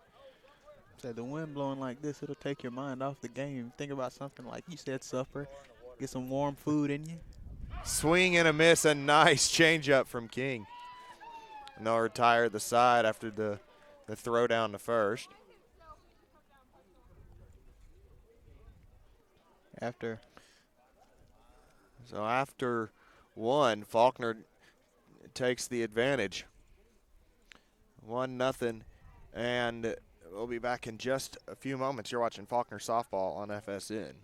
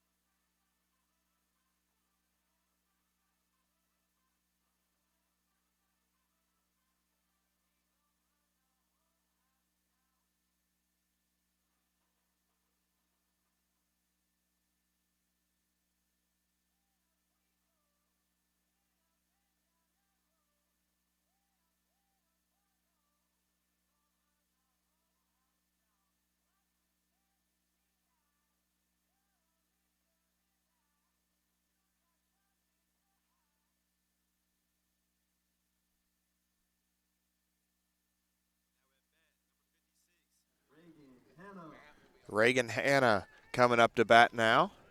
Hanna entered the day as the Martin Methodist leading batter with a .435 average.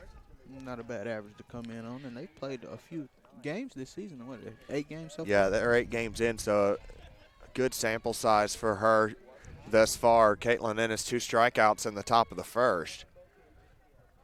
She fires her first. That one hit into right center field. Giving chase is Burbage and Tyndall. Burbage makes the grab.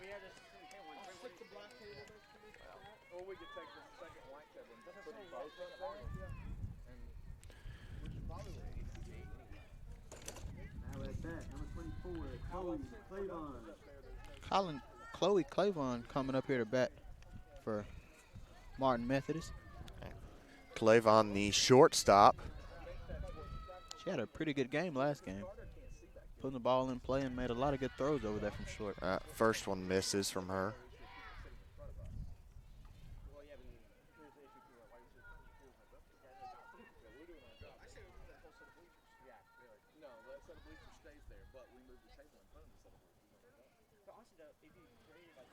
Next pitch from Ennis. Misses.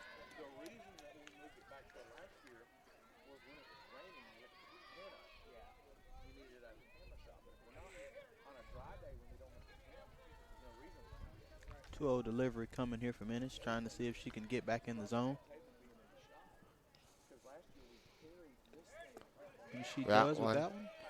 Nice pitch there from Ennis on the outside.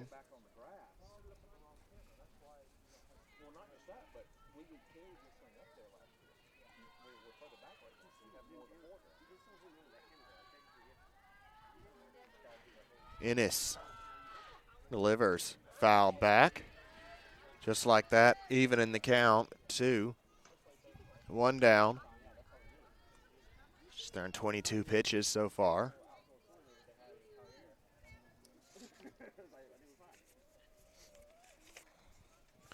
Two count here, Ennis.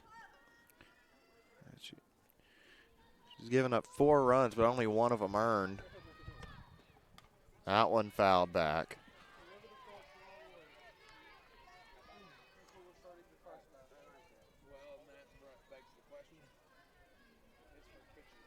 I've seen a couple of Martin Methodist batters keep batting with 2 outs, keeping these battles going.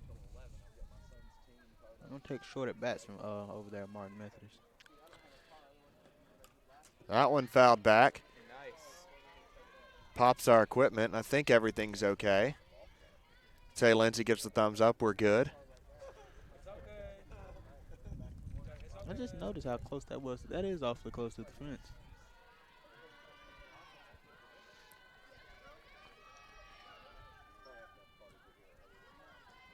Ennis fouled back.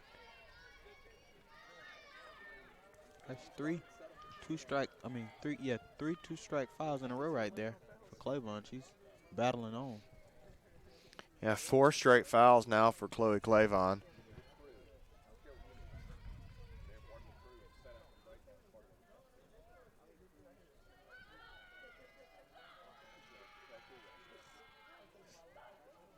Ennis fires. Fouled again. 5 straight foul balls. Clavon's not going down easy.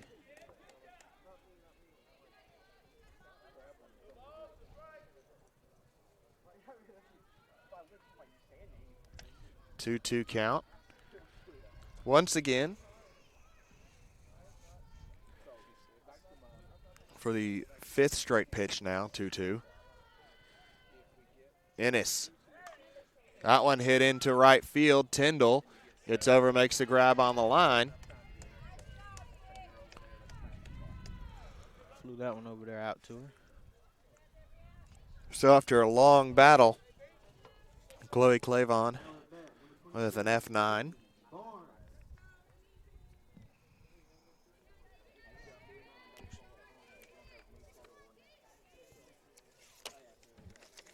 Pretty sure this is Keaton Barnes up to bat right here.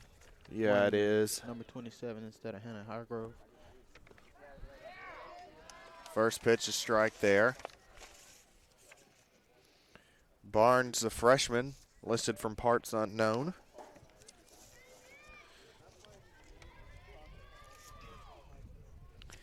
Came in, flew out in the last game. Designated player in this one. Misses there.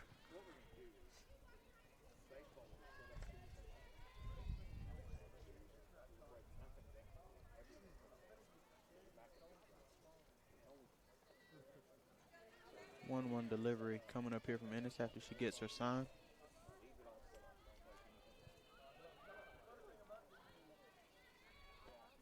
That one grounded towards Bennett. She'll scoop fire and get the out. 3 up, 3 down once again for Caitlin Ennis. The Eagles through 1.5 have a 1-0 lead. You're watching Faulkner softball on the Faulkner Sports Network.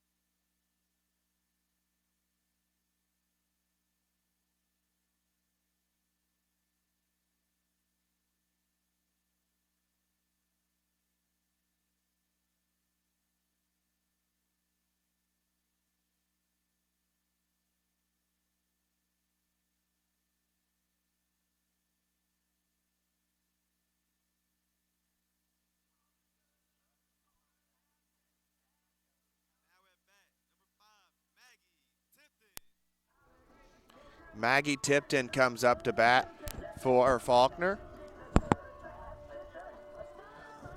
Tipton, the catcher, trying to add to the 1-0 lead that Faulkner has right now.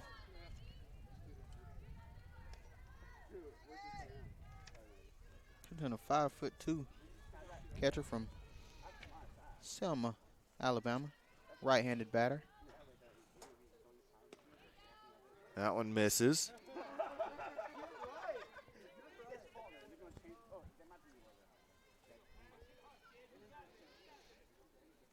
King 20 pitches thus far, 10 balls, 10 strikes.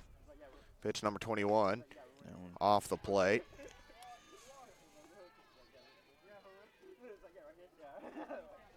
Two-0 pitch coming up here from King. Still struggling a little bit to find that zone. That one hit into left center. McFarland gives chase. Nice diving effort, gets the grab.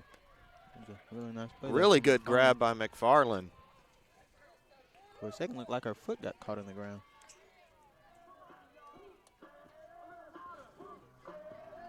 Tara Ammons coming up now.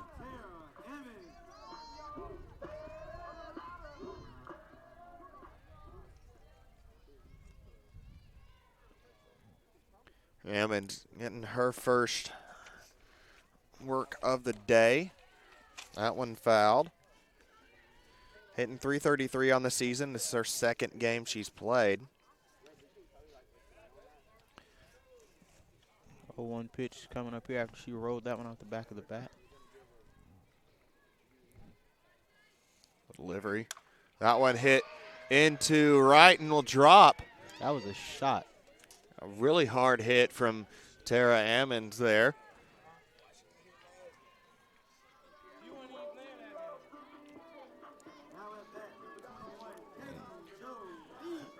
Ammons gets on board for Katie Jolie.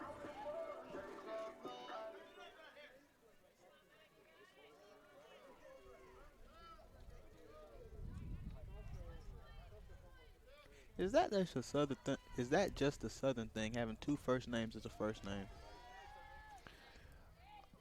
I don't know. I know it is fairly common, especially for a name like Katie Joe to be from the South. But that one misses.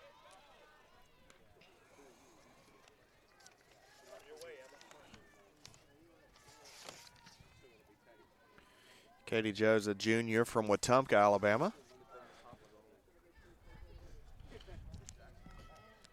After she misses the first couple pitches, she misses another one. Do that one there in the dirt. 3-0 to Katie Jolie now.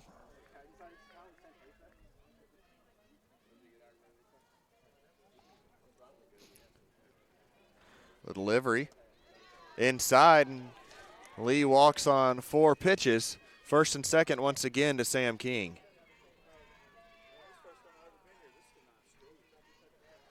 I'll coax another mound visit, or circle visit rather. After that visit is done, look like number 8, Abby Tyndall, will be up to bat next for Faulkner. Yeah, Tyndall, you have to register a hit. This will be our second game she's played in. She's only had 1 at bat.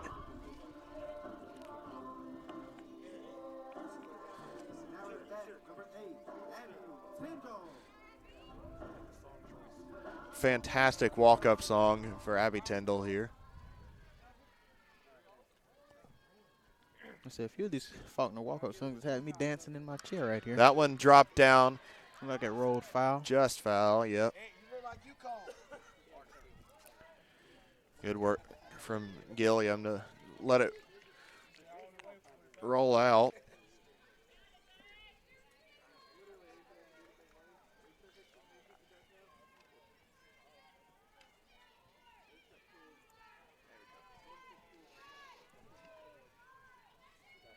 King fires outside.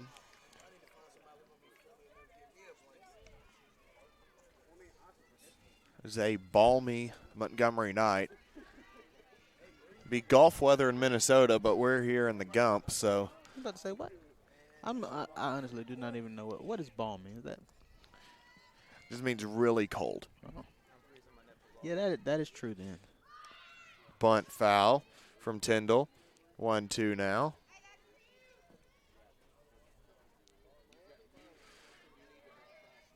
I wish this game would go as fast as the last one did so we can get out of here.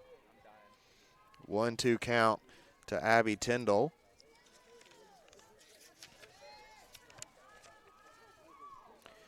Tyndall, a sophomore from Billingsley, Alabama. Ground ball to the third baseman. Gilliam fires, gets the out. Runners advance. Tyndall almost beat that one out. She was moving pretty well over there. Yeah, she was. She's got a lot of speed. And that will flip the lineup to Shelby Burbage.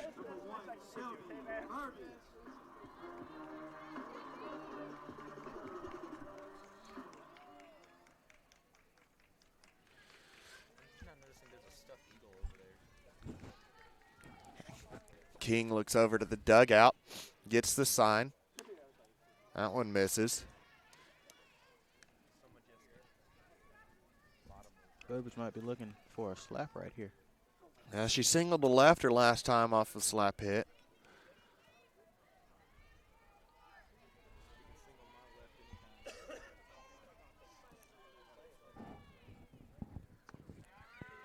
Low and outside.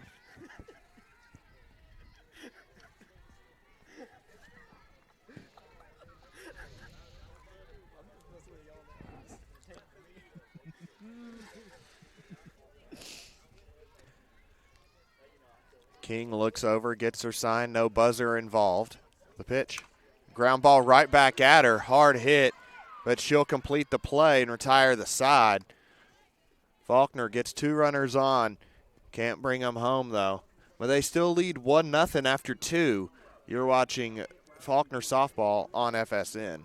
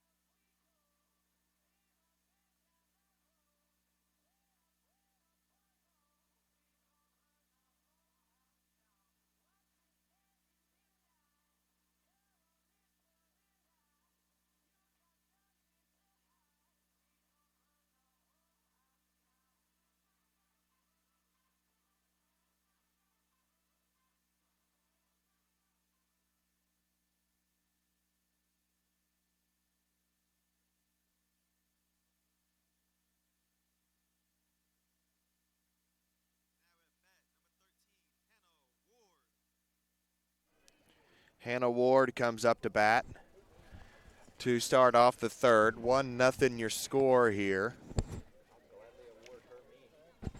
Ennis with a few strikeouts, having 3 up, 3 down the last few innings, trying to continue her success right here. She's still in the circle for Faulkner.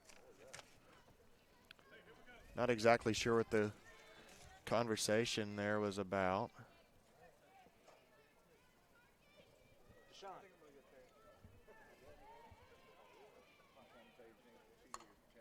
That one fouled off.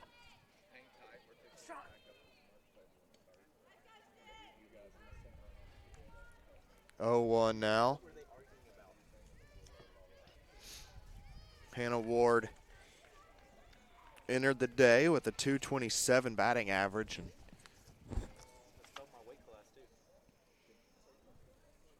After fouling that one off for an 0-1 count. misses That high second there. pitch rides high.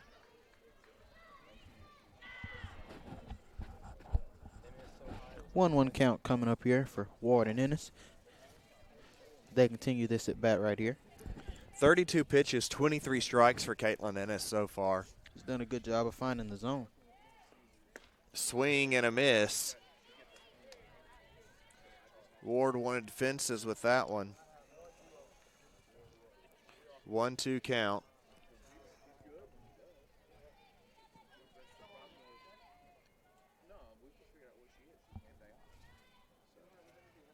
One-two pitch coming here. That one That high. misses high. Even the count up at 2-2.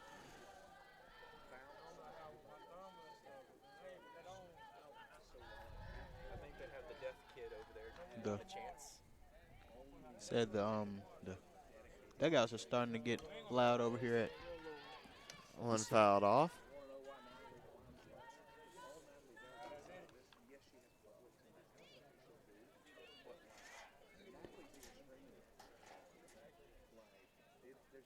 two count still here after that foul.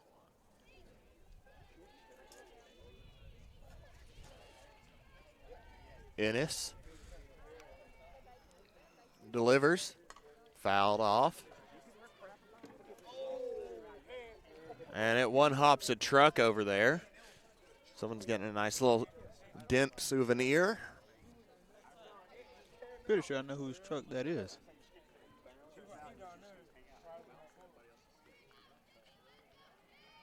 Yeah, parking close to the fence is at a Misses softball game here. that Not one. the smartest decision. No, and that's another reason that I park really close to the office. That and I'm lazy and it's closer to the office. I feel that right there. Got to cut down the walk as far as you can. 3-2. Ennis delivers. That one hit into foul territory. I think the F button on our stats laptop is about, what would you say, 3 or more at bats away from needing a full replacement, Corbin? Oh, yeah. It's about like our scoreboard, almost dead. Yeah, it's. And Corbin said it's almost like the scoreboard almost dead, which scoreboard had caught the coronavirus yesterday, it appears, and that one popped up. Foul again. Ward continues the battle right here now. This has happened a few times with these Martin Methodist batters. They're not going down like 3 strikes after 2 like this. They've been battling on time after time. Like they're not going down easy. Yeah, Ennis is finding the zone, and Martin Methodist is having to be selective with what they want to try and put into play and foul off a couple things they don't want to necessarily try and hit, and they get a walk out of it. A really good battle there from Ward.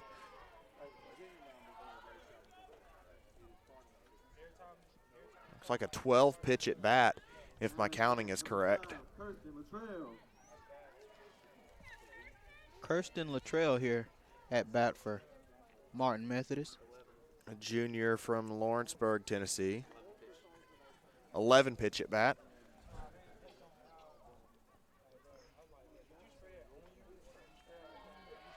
Ennis squares around a bunt.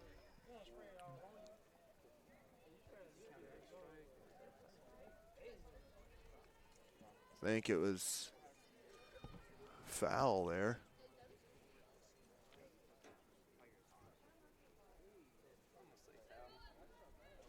I think that's our first time seeing Kirsten today.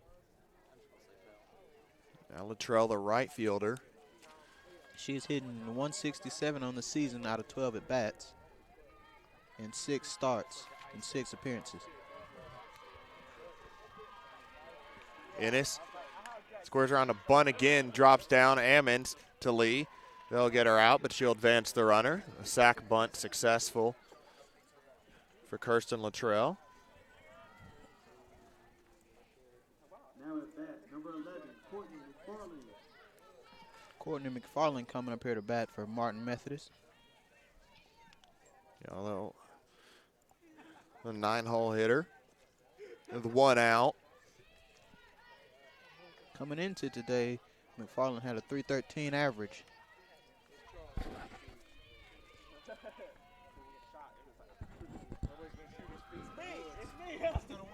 On misses high. No throw at second. Yeah, Tipton double clutched a little bit and took a couple steps inwards. Last year, me and my brother played baseball together. We had the opposite numbers. I had 6, he had 9, and then we partnered up, took a picture together. And now, when I play intramurals, I'm 69.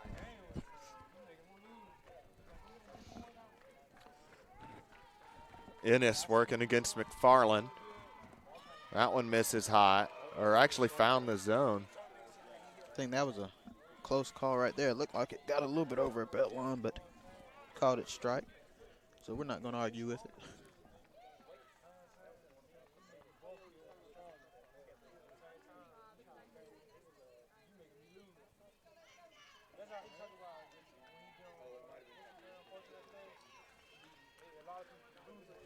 One count, 1 out.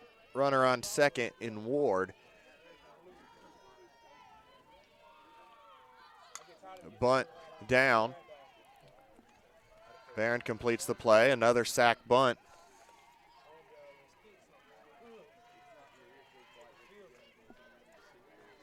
So the 5-4 put out. Sabrina Gilliam comes up here with 2 outs and a runner on third. Trying to pull one in and even this score up right here. Yeah, Gilliam struck out swinging her last time up.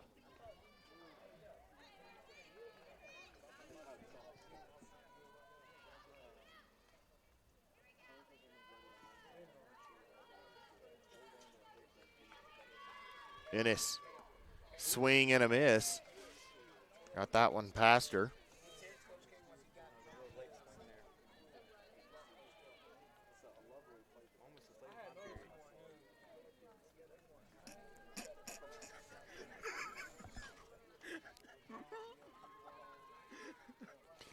Ennis. Fouled off by Gilliam.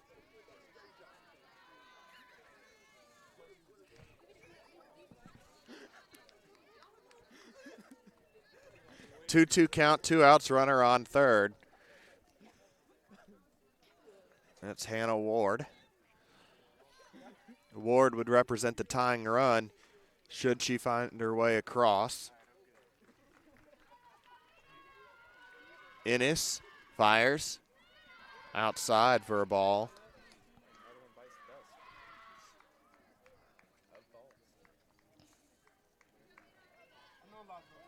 Ennis trying to get back in the zone right here.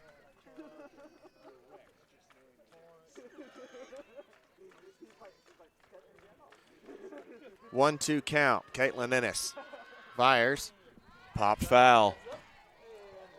They've been flirting with these windows over here on the multiplex a couple times. Yeah, that one rolled right back up to the fence line right there.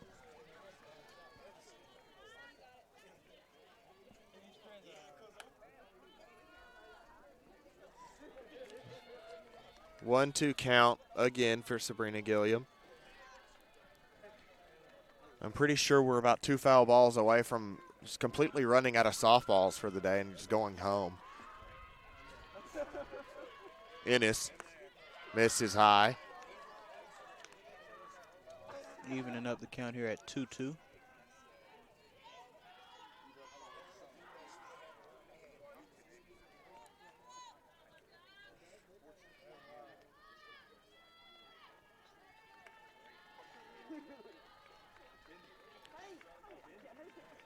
.51 pitches now. That one's fouled off. 36 strikes, and at least 25 of those feel like they've been foul balls.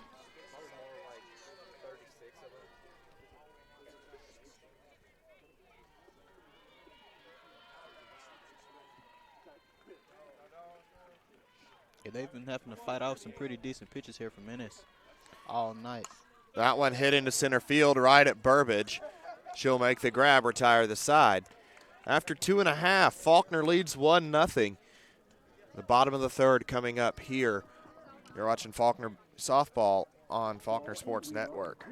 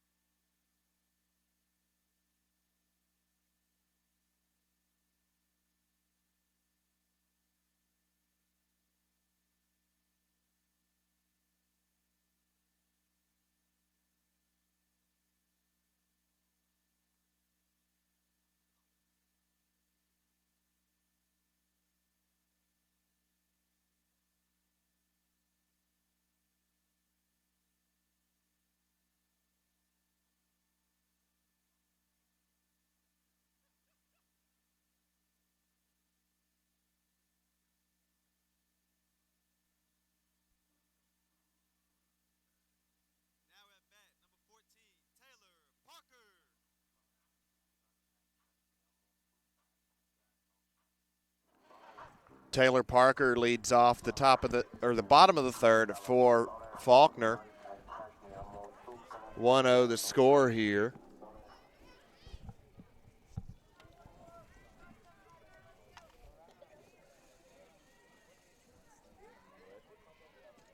King still out there on the out there in the circle for Martin Methodist, if I'm correct.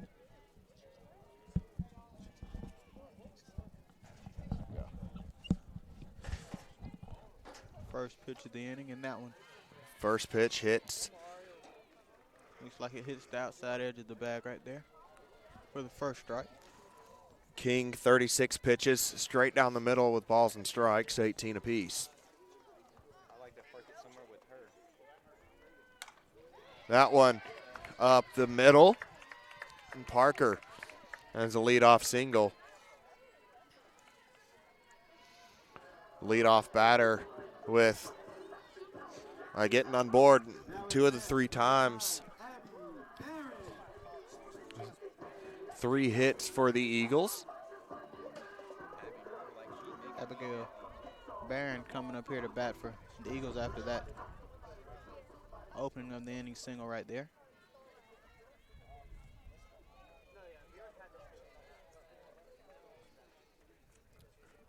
The pitch.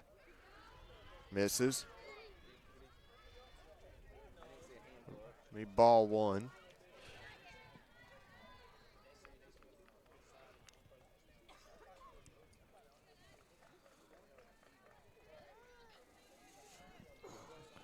Barron had a sac bunt her last time up.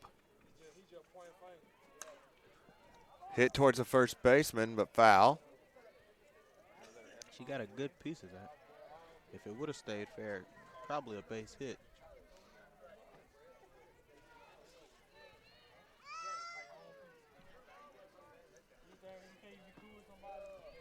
1-1 count, 1 out. Taylor Parker a risk to steal here if you're Martin Methodist. Bunt's down. Barron with another sack bunt. She's been successful both times. Those sack bunts.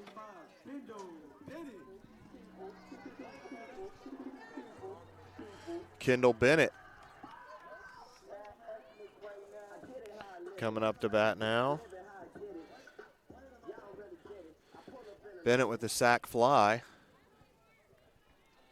And scored the lone run of the game thus far.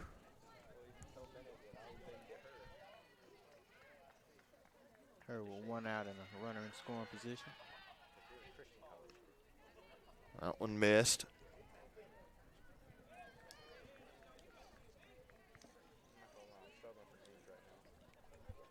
1-0 pitch coming here.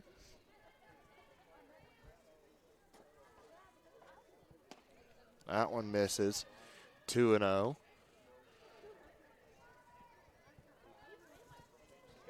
King still struggling to find the zone a little bit.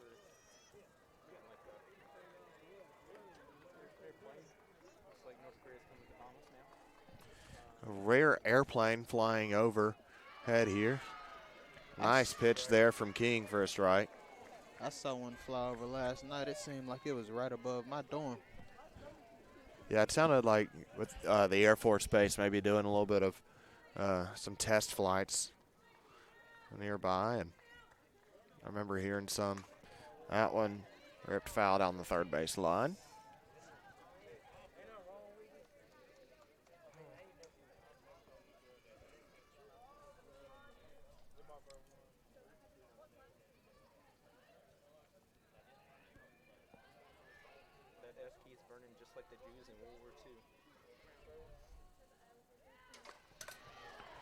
And another foul. We've officially had to replace the F button. Press F to pay your respects.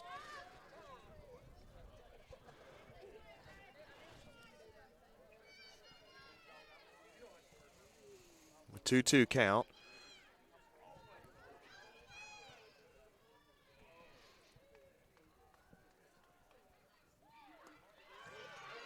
Like she missed that one out. Now look like a bit of a knuckler. Yeah. 3-2. Filling up the count here for.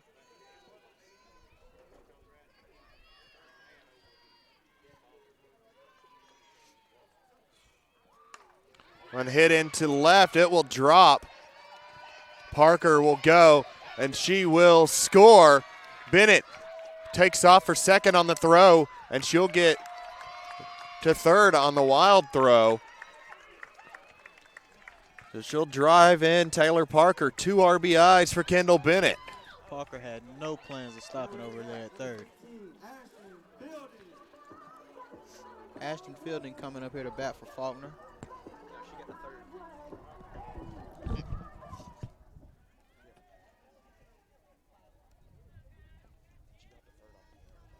Fielding came into today batting .500 at 6 at bats. Trying to add on to that.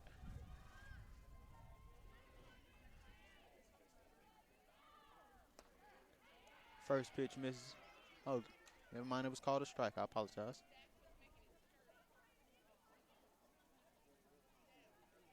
Oh, 1 pitch coming up here with a runner on third. That ball misses in the dirt.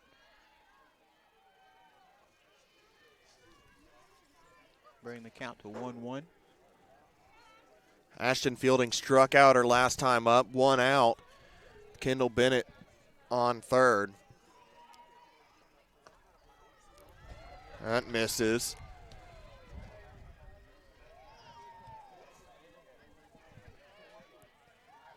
Two 2-1 count coming up here.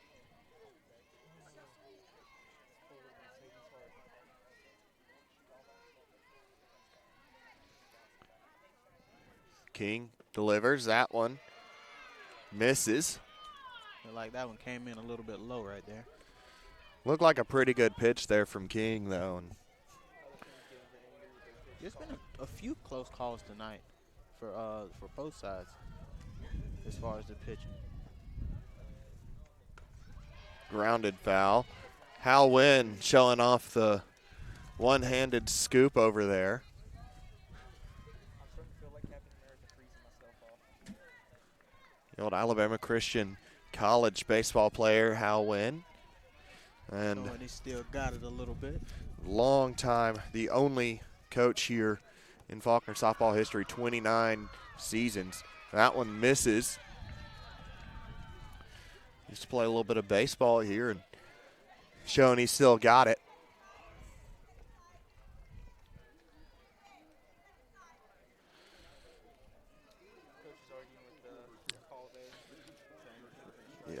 Yeah, Brandy Paul thinking, pleading her case for why that should have been a strike, and she's got a good case, but it's a little rare, honestly, that, and I do not like this, one of these unwritten rules of baseball and softball, that if you argue balls and strikes, you're gone immediately. So I'm glad to see that not be put into play, because that'd be a very short fused thing.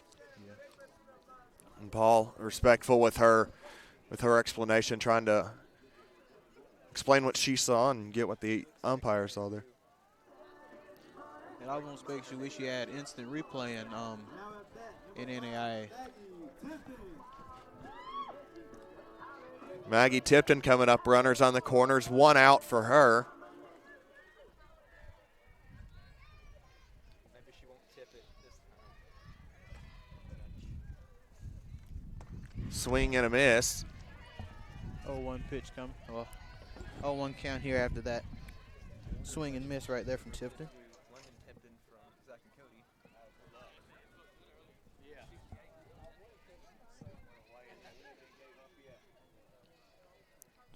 Sam King throws, misses there. Busy weekend, or really almost 2-week stretch here for Faulkner.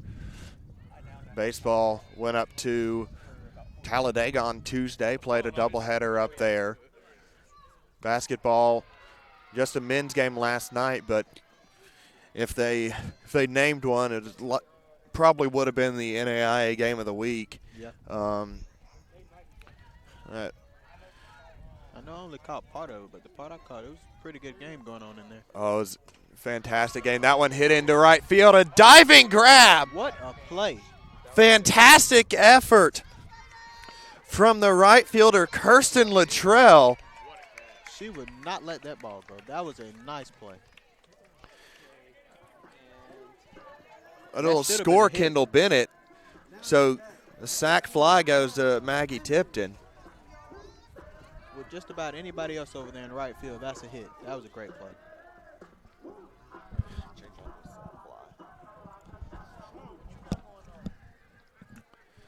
Fantastic catch from Kirsten Luttrell. Faulkner up 3-0 now. Misses from King.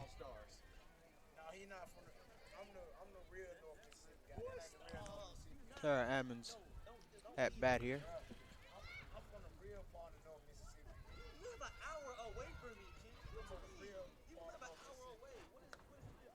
That one misses. 2-0 count here after that pitch there missed outside.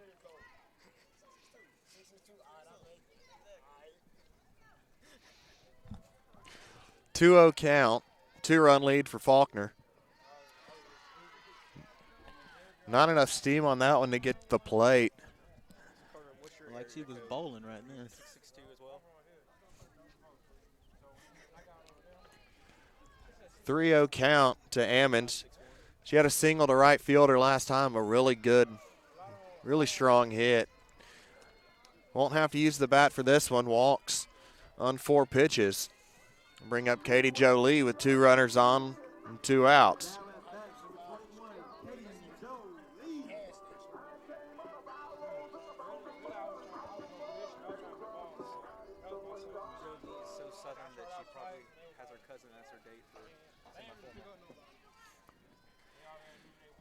Katie Jolie watches that one.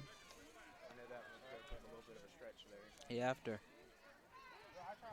after King threw what, 4 straight balls right then. I don't think she was expecting to have to swing in that one. Yeah, that's the 5th straight ball. That one, I think he said it hit off her foot. A foul ball there.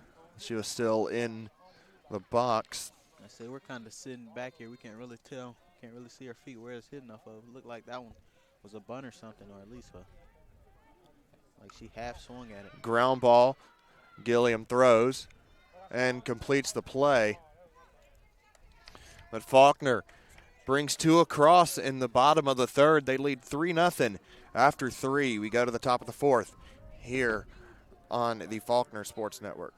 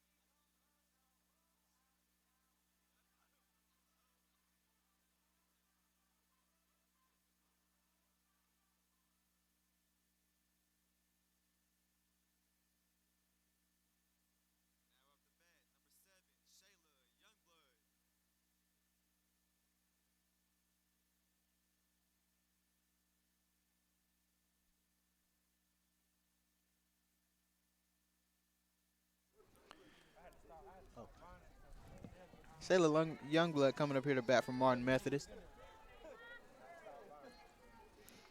Youngblood, a freshman from Lafayette. She came into the day hitting .357. She's played in all 8 games so far this season for Martin Methodist. Ennis First one a strike there from Ennis.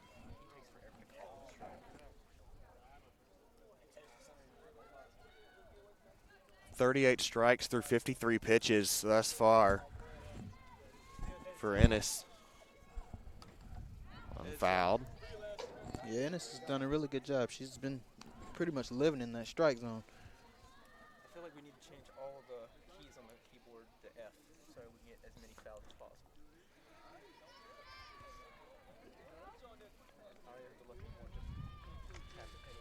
I feel bad for the girls who are on foul ball duty for this game. They're getting a lot of exercise.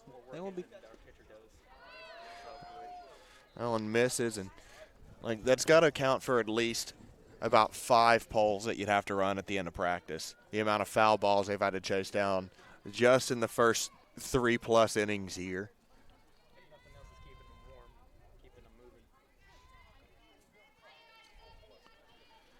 1-2 count. Youngblood rips it down the third base line. Hard hit. Got a good piece of that Good there. single for her there. Now at bat, number 34, Sam King.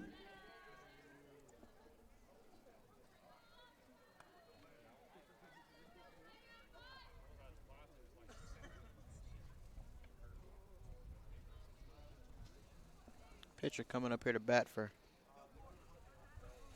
Martin Methodist. I wish I knew. Yeah, Sam King trying to help her cause, has a runner on now. Hey, Tay. Tay, you trying to buy? I'm broke. That one popped back, fell. When that ball was up in the air, I kind of looked up at it. Looked When the ball's up like that in there, it scares you. It doesn't matter where it's really going. Like, it just scares you, even if it's not even coming that close to you. Sean got scared when a foul ball hit right there at the net. We both backed up, even though there was a net there. And then the guy in red jacket right here looked at us like we were retarded. He goes, "There's a net there." One pitch here after that foul. I was very ashamed. That one misses outside. 1-1 count.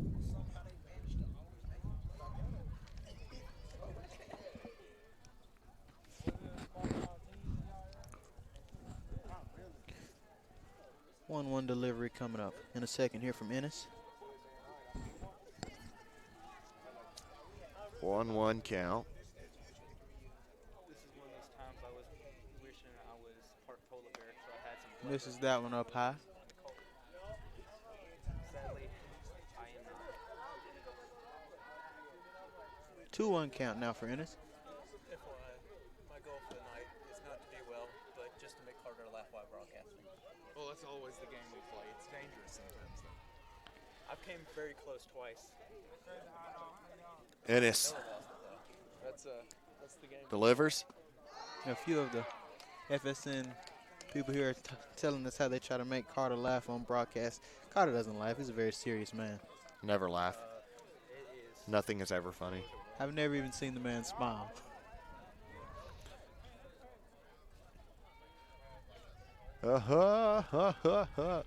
Full machine over here. Kawhi Leonard mode.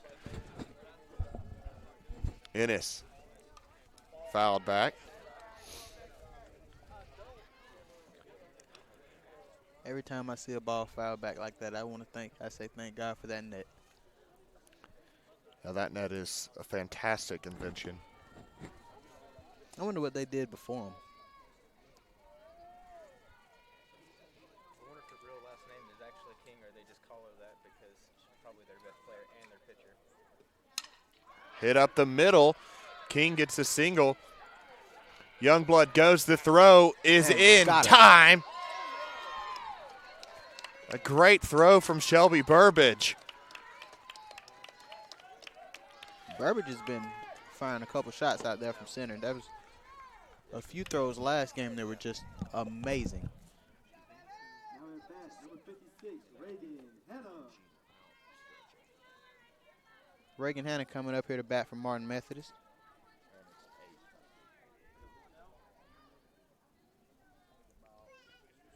Put the runner on first after that great throw. Catches a runner at third on the last play for Faulkner.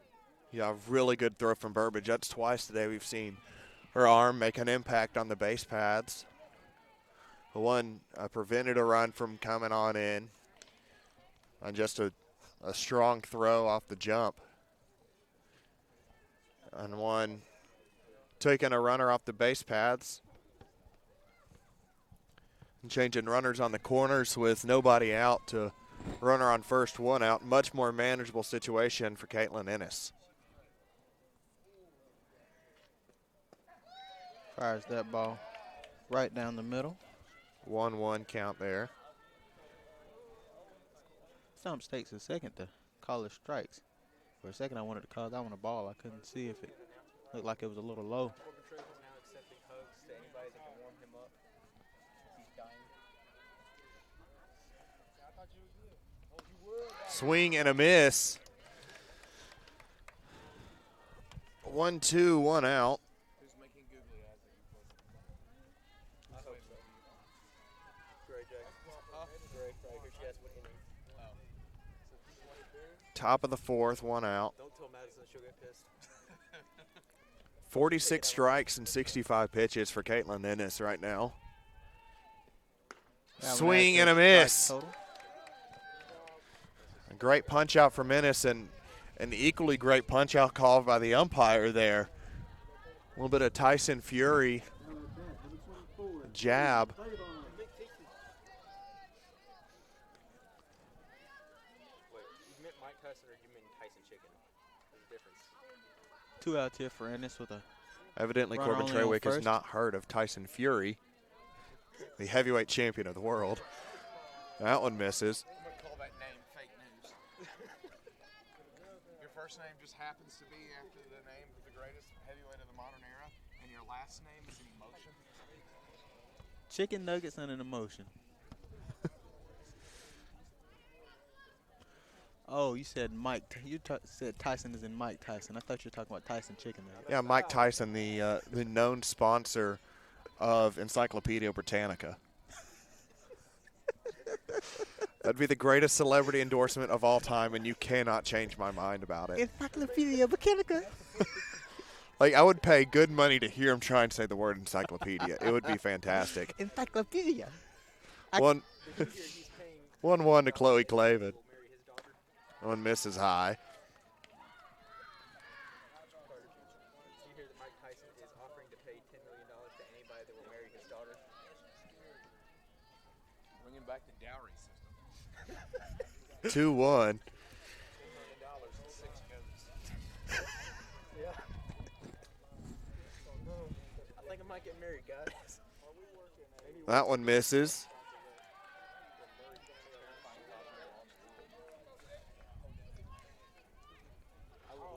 3-1 count here for Ennis, trying to see if she can fight back in this fight back in this count here.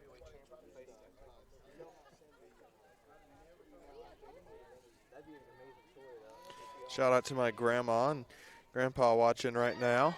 I guess she fired that one right in the zone. Strike Did she thrown. Nearly the pickoff.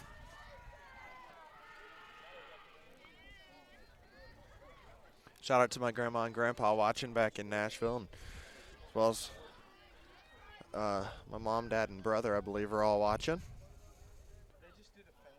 Full count, 2 outs.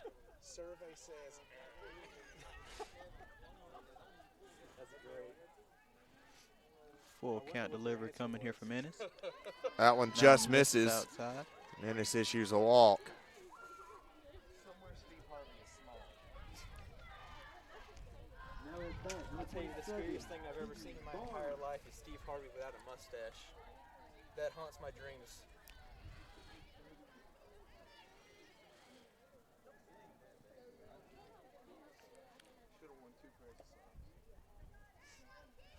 Keaton Barnes batting now. Ground out to short. That one hit into center field. And a great run by Burbage. Retires the side. Nothing doing for Martin Methodist. They get 2 on, but they strand both of them. Faulkner, after 3.5, goes in the bottom of the 4th with a 3-0 lead. We're watching Faulkner softball on the Faulkner Sports Network.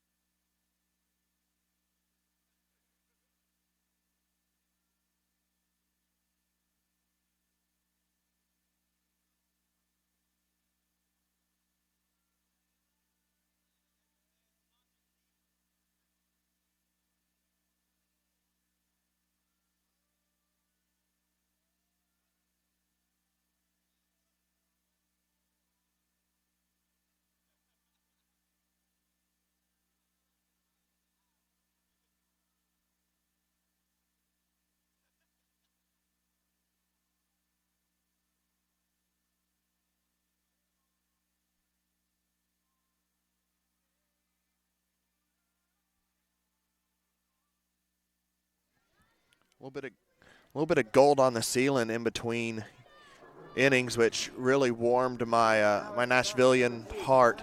I'm glad it warmed you up. I'm still freezing. It's about the only thing that's warmed up those. About to say the temperature is still really cool out here. Might As be even dropping. I'm wearing 2 pairs of socks, and I think I still lost feeling in my toes. The only thing keeping me warm and alive is my love for Madison Cappy. That's my girlfriend, in case you didn't know. First pitch a strike to Abby Tyndall. Tyndall grounded out to third her last time out. Misses that. Count even at 1-1 coming up here. You know something that I kind of hate to hear. When softball players come through, when they practice their swings, and they come through Misses high. and hit their backs with the bat. That sounds like that hurts so bad. Yeah, like even through the headset, I can hear the bat hitting Abby Tyndall's back, and that just doesn't sound like it'd feel good at all. I can speak from experience. Back pain is no joke. I know I'm old. Ground ball to third. Gilliam, nice scoop and throw to get the out. I'm an old man of 20 years old. Gilliam's been having a pretty good day over there at third all day. Yeah, she's been solid defensively. Bring up Shelby Burbage. 1 for 2 with a run and a stolen base.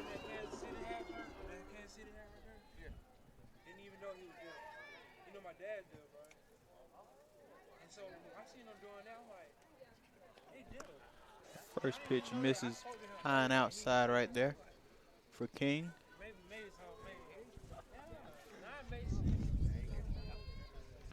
Bringing that count to 1-0.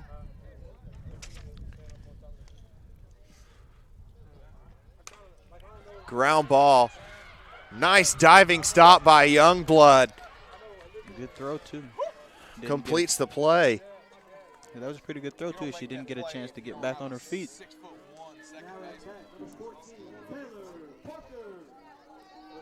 Yeah, she is a tall second baseman, giving her a lot of range.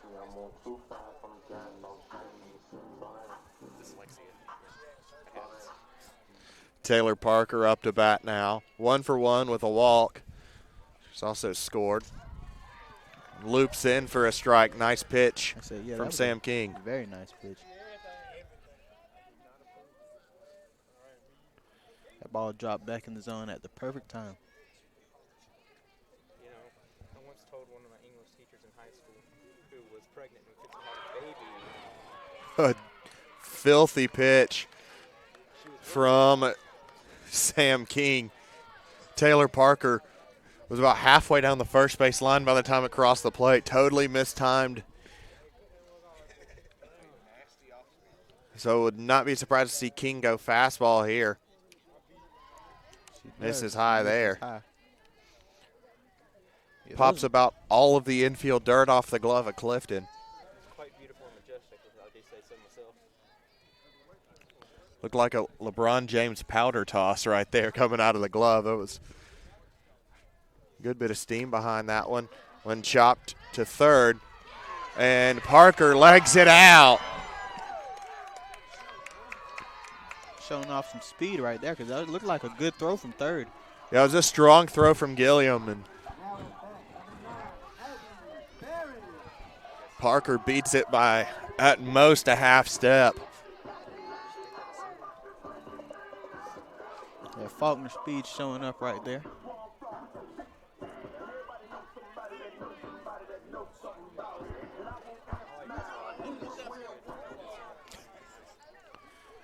Barron steps up with 2 outs.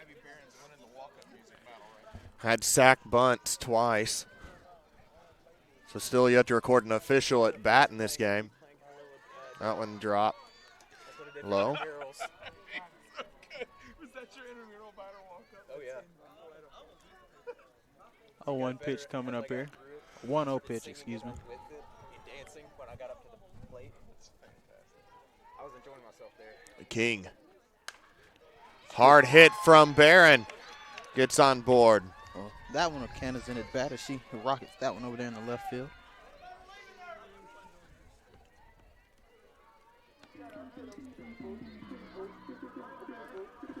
Kendall Bennett comes up here with runners on first and second.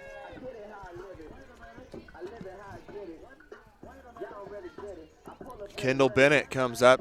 She's got 2 RBIs on the day.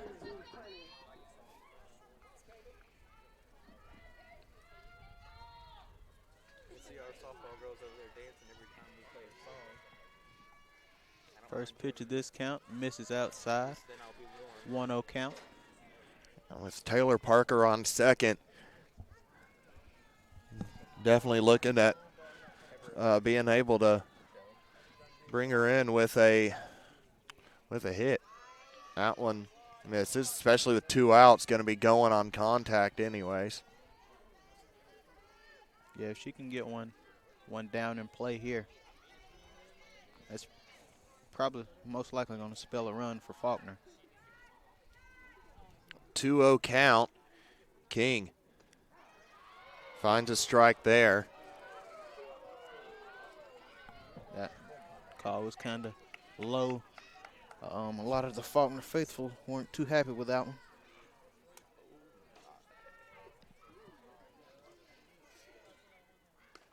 That one hit into left field in foul territory.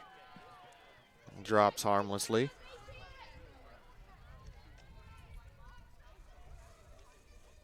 These balls are getting called more foul than Bill Cosby.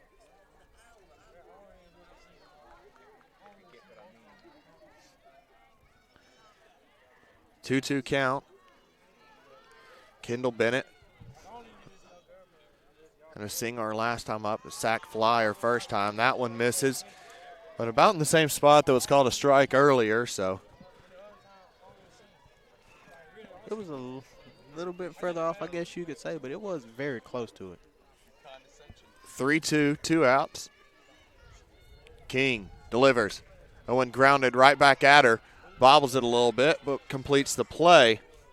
Faulkner strands 2 in the bottom of the 4th. After 4, Faulkner leads 3-0. You're watching Faulkner softball on Faulkner Sports Network.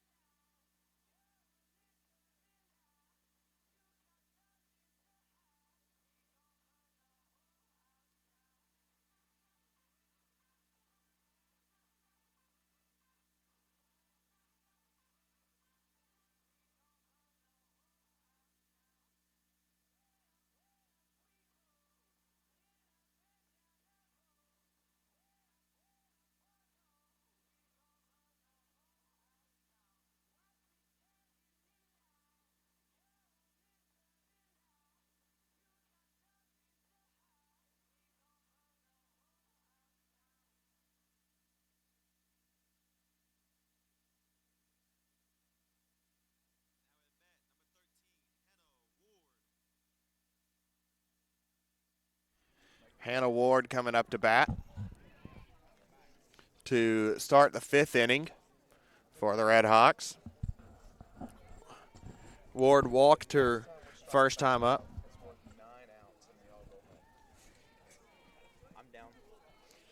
Methodist with only 9 outs to start trying to catch up, trying to see if they can score a couple runs in right here. Well, got to get on base to do that first. Ward shows bunt. First pitch a strike. Ward pulled back, watched it.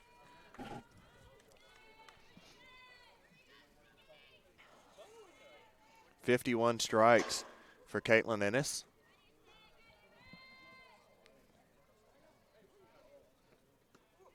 outside for a ball.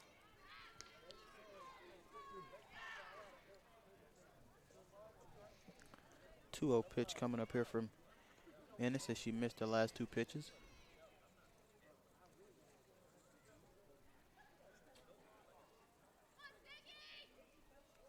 Delivery. That one Fouled. Fouled off. That one knocked some dust off the net. If I'm not mistaken, that's the first foul ball we've had all night, isn't it, Noah? I can't recall any others happening earlier. Not even in the first game. That probably is the first one. I recall about 78 of them.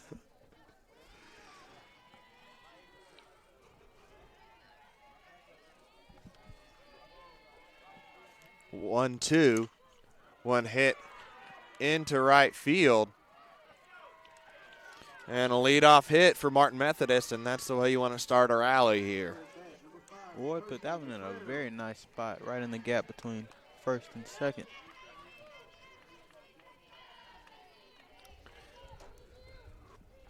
Luttrell currently the one at the plate. And Coach Brandy Paul dialing up a play right now. See, Houston Astros, it can be done. You can signal without trash cans and buzzers being involved and being in the realms of the game. It's incredible. The pitch, bunt down. But it's not Barron. as fun that way, though. Bobbled by Katie Jolie. And she's on. Now at bat, number 11, Courtney McFarlane.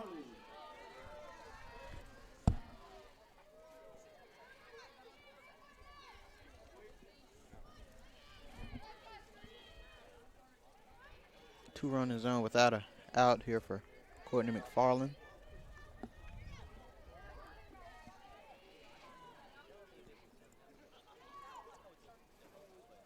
And it's trying to get out of a situation. That one fouled. And there goes my car.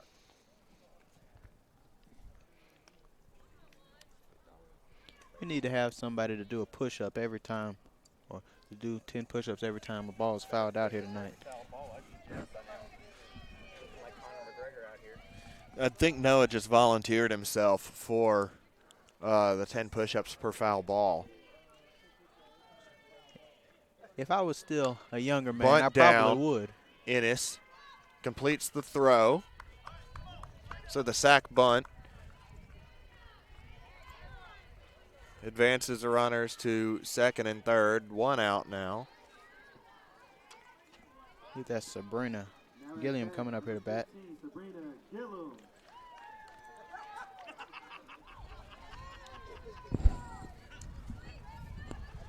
She comes up with one out and runners on second and third.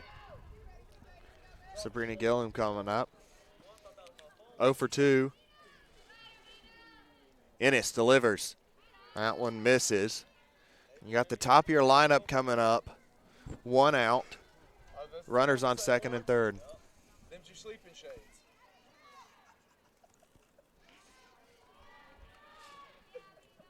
Ennis gets her sign. The pitch. Outside. She's missed the last few pitches. She's got to get back in that zone, get back in the zone she was in earlier in the game. The first time. To warm my heart so I can stay alive out here. Or maybe some puppies. One of the two. I'll pick either one. The pitch. Strike on the outside edge there. Good pitch there for Menace.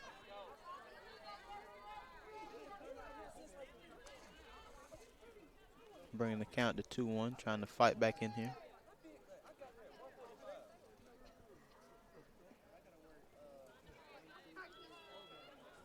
Two-one delivery for Menace. When That ripped one is down the line foul, Barron can't complete the play, so the E5.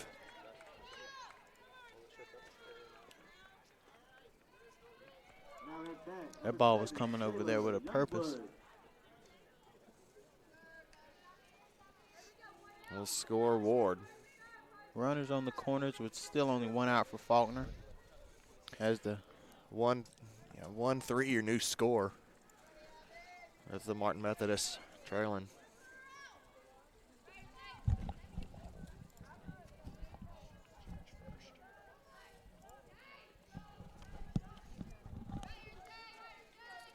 And is trying to battle out of this inning. Misses that pitch.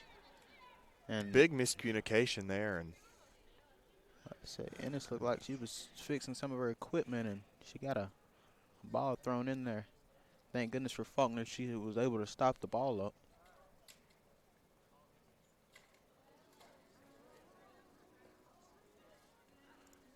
Runner goes, and I think Maggie Tipton just held on to the ball a little bit too long and slipped there. So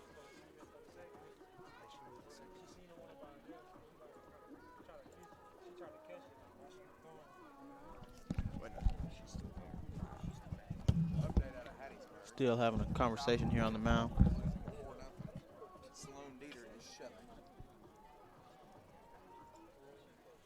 Conversation over after that miscommunication between the catcher and pitcher.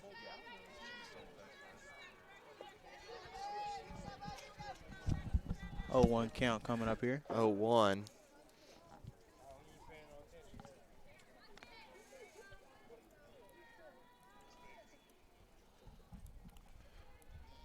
Young blood.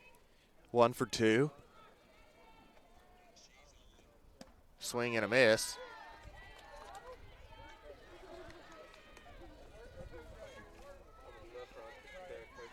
0-2 count now here after that strike there from Ennis.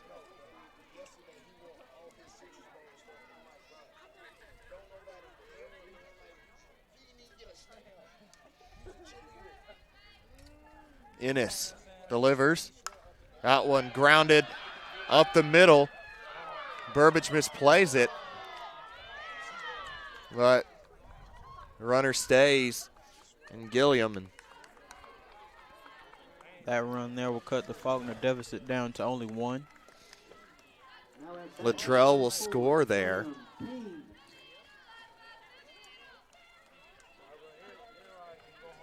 With only 1 out, still with runners on the corners. And Samantha King coming up here to bat.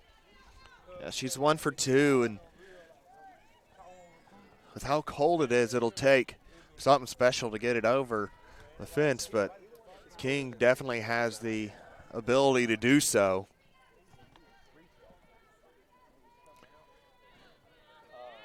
All of a sudden, a 1-run game. That one popped back.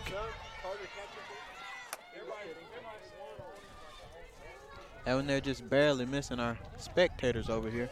Yeah, it drops right in between the row of chairs up on the third base side and the bleachers up here. So, and with the chill like it is, a lot of people are over there nice and cozy, weren't planning on having to move. That one like to send someone to the hospital.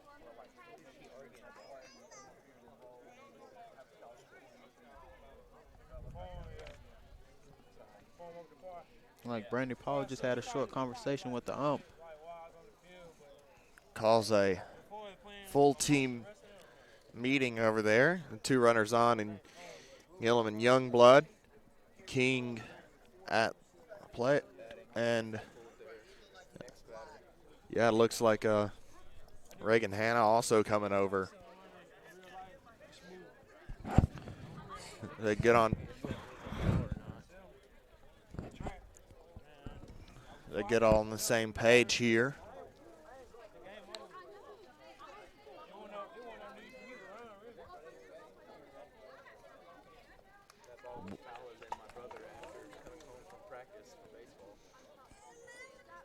One-run game.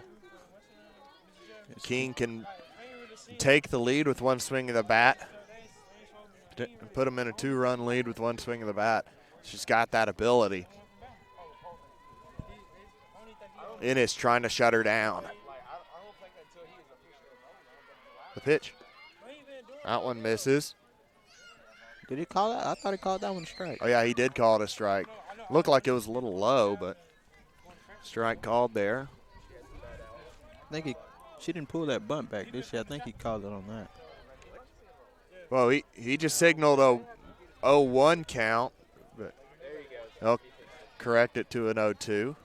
Like I said, I ain't been in no workouts, but I've been able to watch the film and stuff for practice. Well, 0-2 delivery coming up here for Menace with an out and runners on second and third. That ball misses in the dirt. 1-2 count here.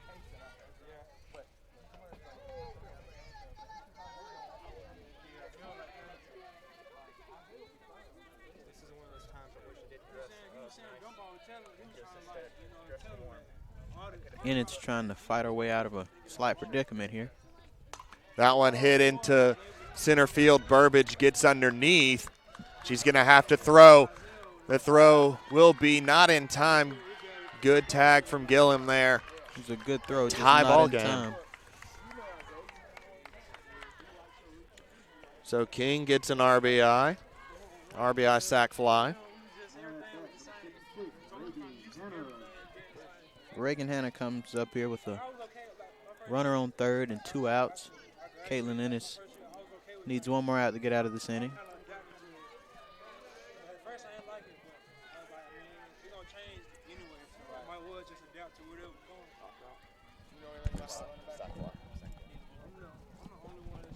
Oh, pitch coming. That one gets past. And Martin Methodist takes the lead.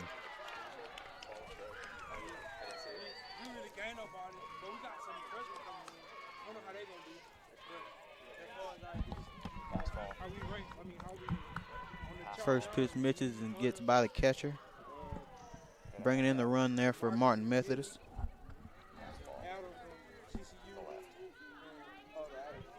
1-0 count now here for Reagan Hanna as she tries to get a hit to build on this Martin Methodist lead.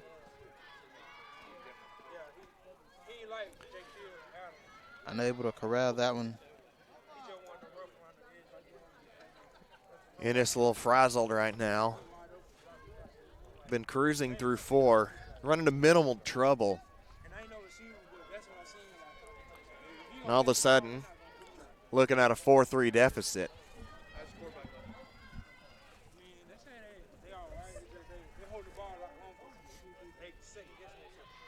Ennis fires, fouled back.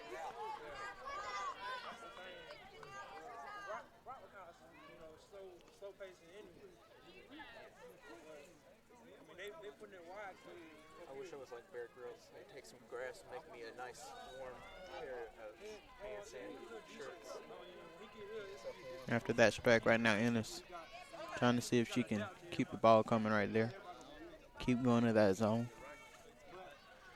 I think the argument right now from Faulkner is that Reagan Hanna stepping out of the box on her swing. She's up towards the front of it every time.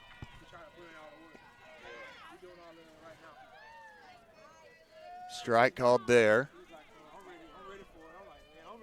2-2.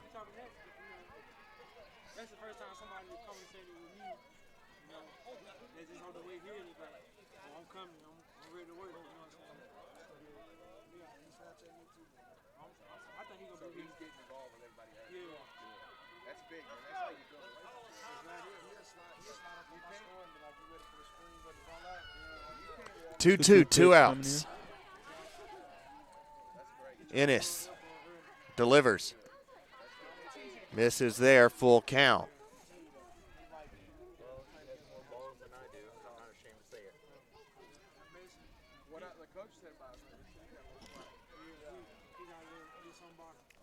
Full count delivery coming up here for Menace after she missed that last pitch a little bit high.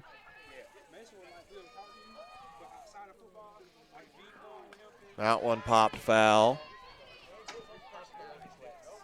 I wonder if we'll get that one back. Looks like it's going to sit up there on top of the multiplex. Continuing the battle here for Reagan Hanna.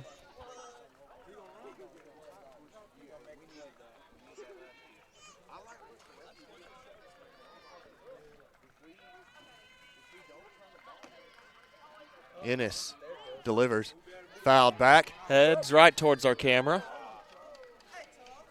Charles Blackman showing off the running back hands, not the wide receiver hands, dropping that one. Hey, that's a small ball. Hey, that man's got a scholarship on the line. You stop it. You get over here. Your hands ain't got no value. Reagan Hanna still battling. Fouling that one off right back here. Ennis He breaks a knuckle and misses the spring. Trying to go kill it. delivers. Misses that one high and walks Reagan Hanna. 4-3 the Martin Methodist advantage right now. Top of the fifth, 2 outs. Now at bat, number 24, Chloe Claiborne. Chloe Claiborne coming up to bat here for Martin Methodist.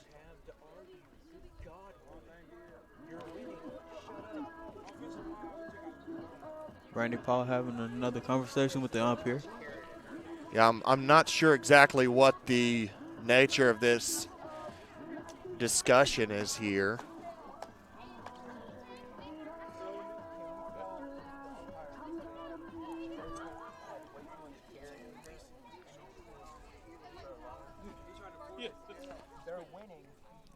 We'll have a new runner over here.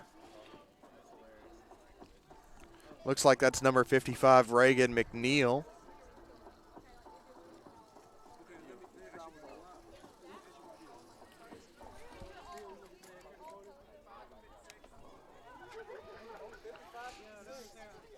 Reagan McNeil checks in on the base paths.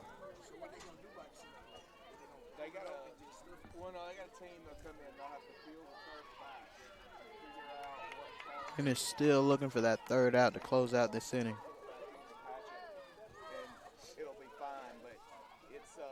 Well, this half of the inning at least. That one fouled.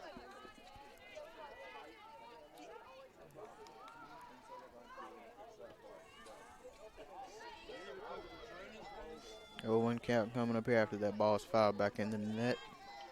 Clavin 0 for 1 with a walk. Flew out to right in the second, walked in the fourth. Swing and a miss. Runner goes. The throw from Tipton. Not in time. And McNeil steals the base.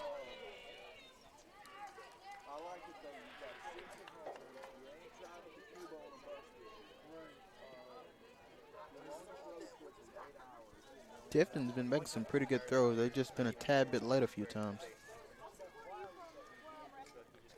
And a really good jump from McNeil there, too.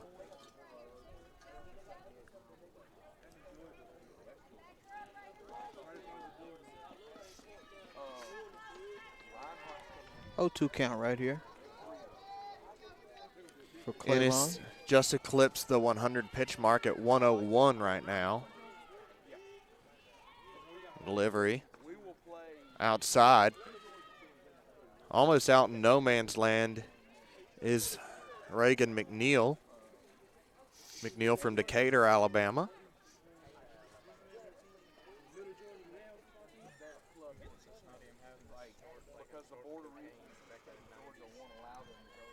One, 2 right here. Delivery coming up for Ennis. That one misses.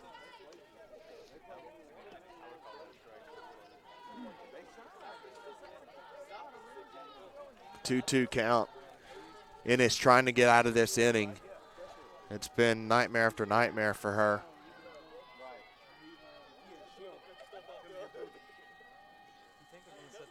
The pitch. That Fouled one. out. Right outside the gate. This game has more fouls than your average KFC.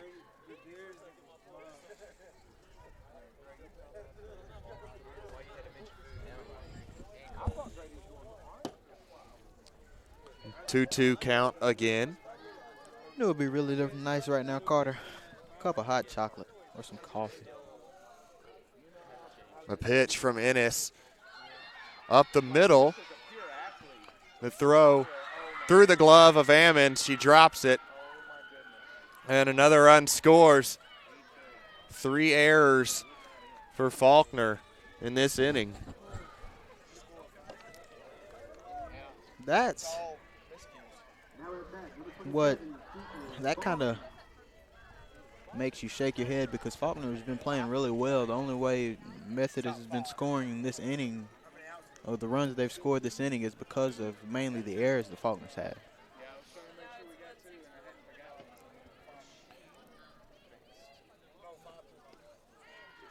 That ball a little bit low. 1-0 count coming up here.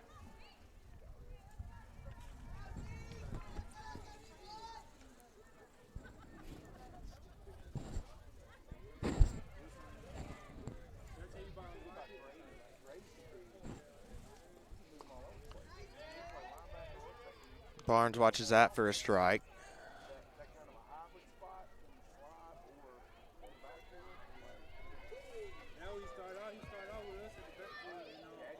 One delivery coming up here for Ennis. Still looking for that third out.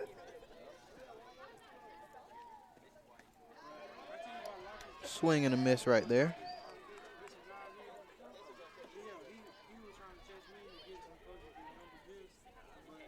1-2 count coming up here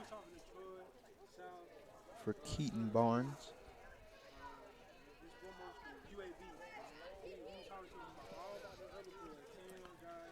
Barnes.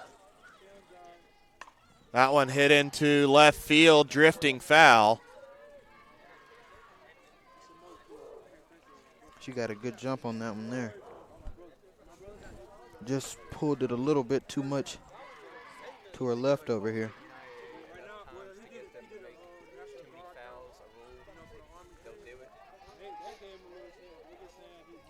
1-2 count, 2 outs. Runner on second. 5 runs in the top of the 5th for Martin Methodist. They lead 5-3.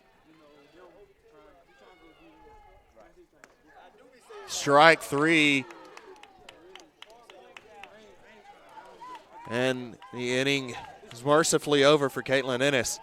3 errors from the Faulkner defense. Martin Methodist takes a 5-3 lead into the bottom of the 5th. You're watching Faulkner softball on FSN.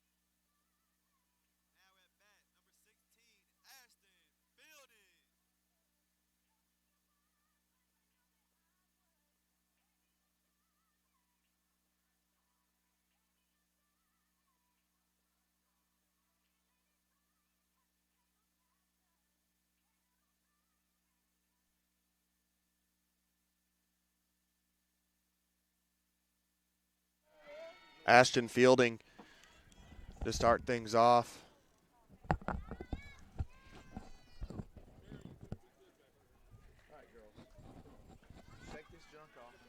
Faulkner trying to battle back after a tough defensive inning. Yeah, they're going to have to respond offensively because the defense failed them there. 3 errors, all 5 Martin Methodist runs unearned. The first run comes across on the second error of the game with 1 out.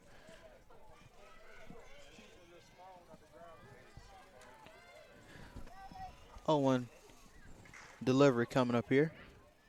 That one misses. 1-1.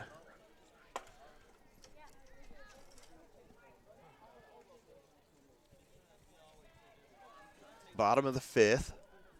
5-3 the Martin Methodist advantage. Strike. 1-2 Low count there now from here. King. Do you think I can talk Jeremy into buying me dinner since I'm having to freeze my balls off and not being able to have kids that later? That ball misses low and outside. Filling up the count right here. Oh, evening up the count, I mean.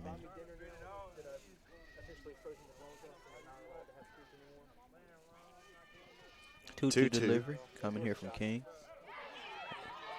The appeal Did she down to go? first. And they'll said say she she did. went. Interesting call right there. Now at bat, number 5, Maggie Tipton. Maggie Tipton coming up to bat. She's 0 for 1 with an RBI.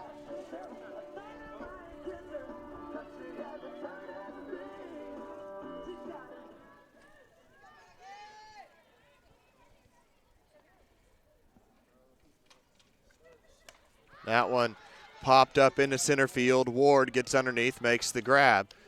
2 down quick.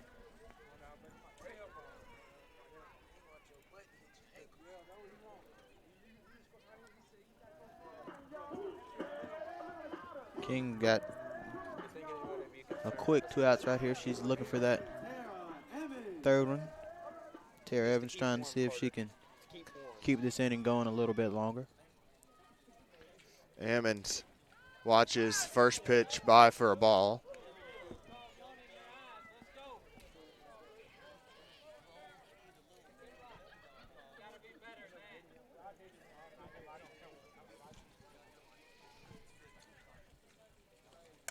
That one hit into right field, shallow right, getting underneath, making the grab is Youngblood. 3 up, 3 down in the bottom of the fifth for Faulkner. That's exactly what you want if you're Sam King. She swung at that ball, but it looked like it was going to be a little high.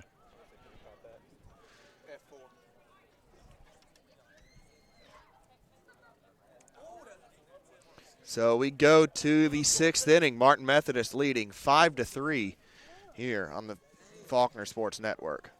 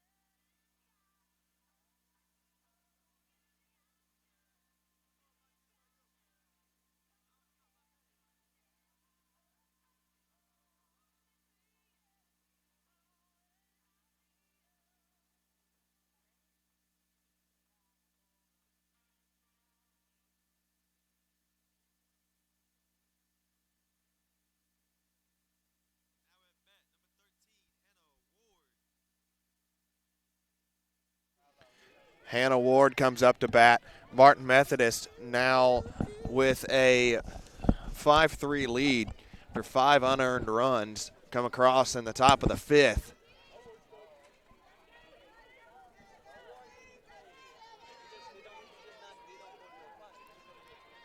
I can't tell. That's the change at pitcher for Faulkner, isn't it? Yeah, Nicole Morrison in the circle now for Faulkner.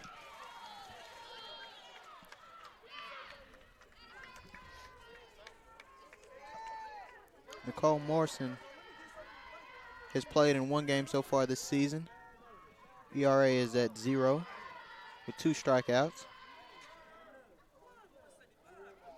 Giving up a 143 average against her. Grounder to Lee. She'll complete the play.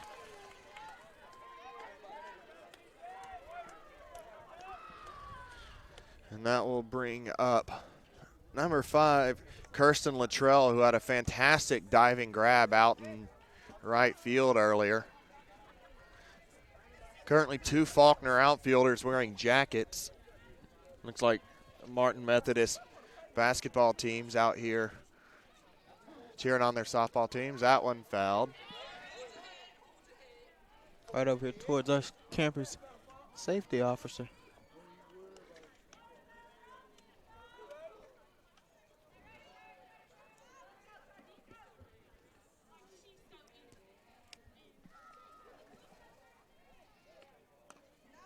Grounded foul. So Morrison picking up where Caitlin Ennis left off with all kinds of foul balls. Now that last foul right there on the ground, have you ever been in a dugout and had one of those fouled really hard over there towards you? Now that is a scary sight. And sitting over there without a glove on.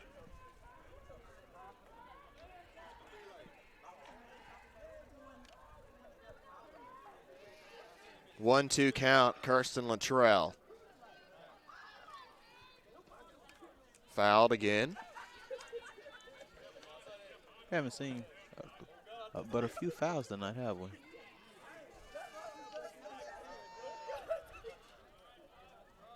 I think we've seen more fouls than we've seen strikes from other methods.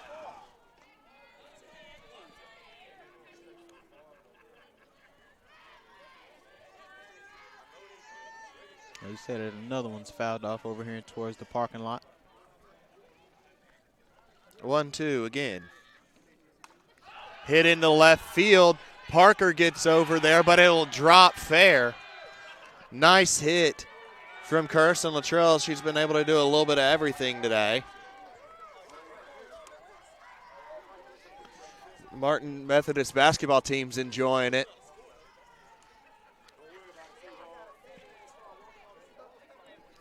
Can tell a few of them have only been out here for a few minutes. The fact that they're in shorts and they haven't headed to the bus yet. Oh yeah, they're probably gonna make a move standing out here in shorts in a minute.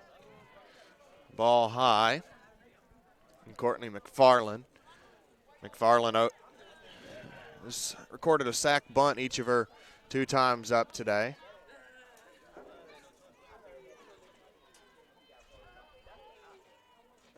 One-0 pitch coming here. That one's called a strike.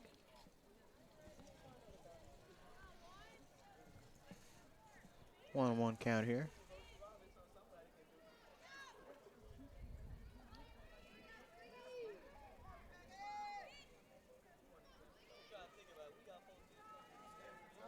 With 1 out and Kirsten Luttrell over there on first. That one misses, 2-1. Tipton's had to check Luttrell over there. She's trying to get a good jump over there.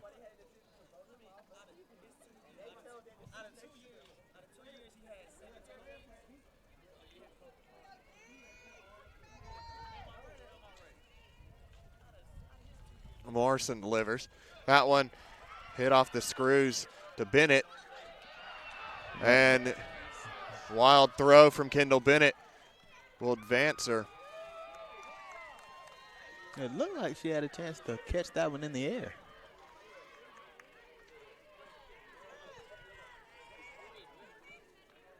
After that Missed throw there from Bennett. Runners on second and third with only one out for Sabrina Gillum.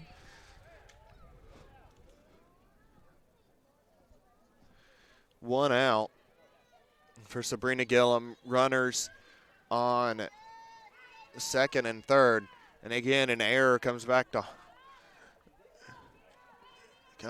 Faulkner. Now, the last game, all of the majority of the runs that Methodist was scoring, they were earned. This game here, none of them were earned. They're getting a lot of help from Faulkner in these areas here. That one hit into left field. Parker gets over underneath it. The throw home won't be in time. Tipton catches it though. So a sack fly for Gillum.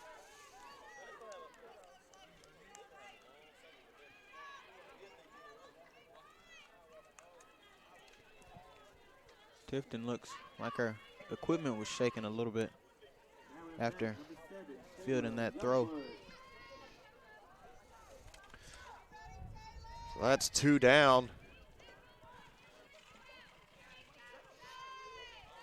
And again, not an earned run for the Redhawks, since that would have been the third out if the throw had been made. Bunts down. Barron throws to Ammons and ends the top of the sixth. 6 runs for Martin Methodist, all 6 of them unearned after 6 innings here. They lead by 3. Faulkner's got 6 outs to recover. You're watching Faulkner softball on FSN.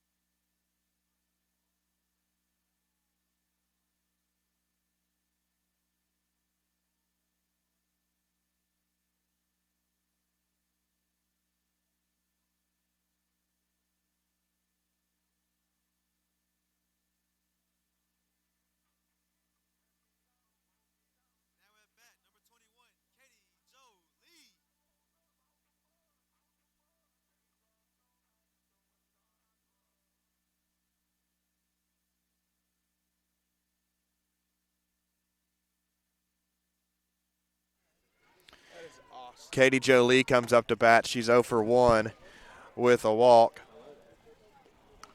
Ground ball down the third base line. Gillum scoops, throws, gets the out. Faulkner needs to put some balls in play here to battle back from this deficit created by the multitude of errors that Faulkner's given up in these last couple of innings. Yes, all 6 runs unearned, which for your pitching numbers it helps, but in the win-loss column what really matters, it's painful. You take out the unearned runs and you're looking at a 3-0 win, trying to maybe add one more insurance run or so to go into the last inning, but now you're trying to battle back. The pitch misses there. King misses her first 2 pitches of this count. 2-0. 93 pitches for Sam King. 45 balls, 48 strikes.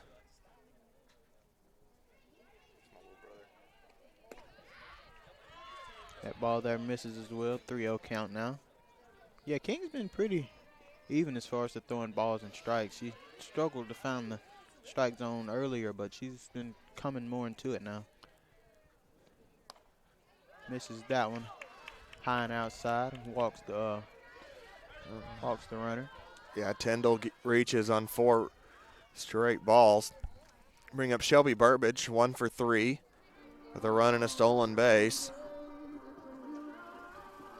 Now at bat, number 1, Shelby Burbage.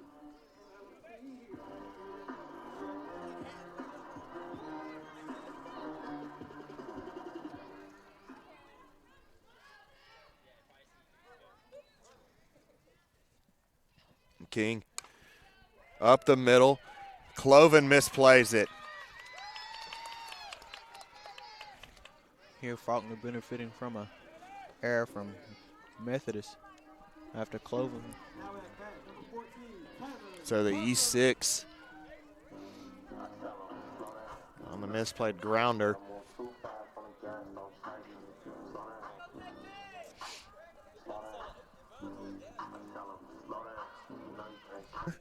And shout out to Tay Lindsay for putting in more wind sprints than almost anyone today right now to get everything back online.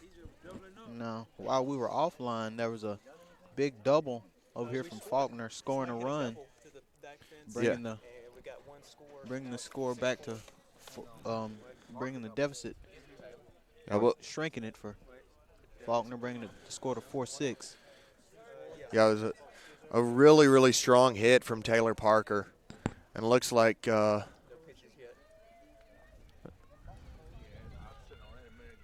they're not going to have any changes. Thought they may have had one, but Say King's pitch count is pretty high. yeah. So our apologies to Taylor Parker and her family for not getting that hit. That was a frozen rope. Well, any rope would be frozen tonight. Ground ball to Gillum. Retires Barron and freezes everybody. It was a frozen rope off the wall from Taylor Parker. It scored Abby Tyndall. So we're at 6-4. And 2 runners on. 35, Kendall Bennett coming up here to bat with 2 runners in scoring position and only 1 out. Trying to see if she can cut more into this Faulkner deficit. Now she's got 2 RBIs on the night, so this is the bat you want up at this point in the game.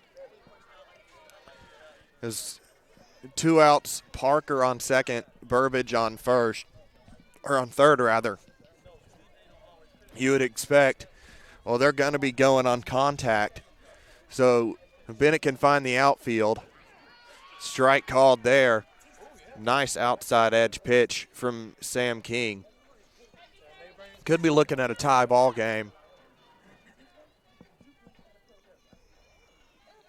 1-1 pitch here after. King throws that nice pitch in for a strike. Bennett calls time. 1-1, 2 outs, 2 runners on. 6-4, the score here. That ball misses outside. 2-1 count now.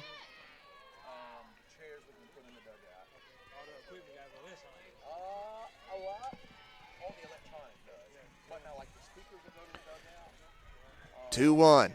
King delivers. Misses there inside. King wants to know where it missed. 3-1 to Kendall Bennett. It's the biggest at bat in the game for Faulkner right now.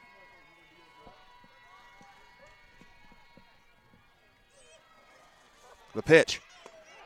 Strike thrown there. Full count now for Bennett and King as they continue this battle. We're at nearly 5 hours worth of softball being played today, including the break in between the two. One grounded foul. This game got started roughly 5:30, so we're at 2-hour, 20-minute mark for a softball game. That is a unusually slow pace of play, and only accentuated by the errors from Faulkner, honestly. Just foul from Bennett. Gillum almost got her glove to it. Now, most third basemen, but Gillum is a pretty tall, rangy third baseman over there, so she's been making a lot of plays over there using that height and that length. Evidently, there's something that's out of place in the Faulkner dugout that the umpire is none too pleased with.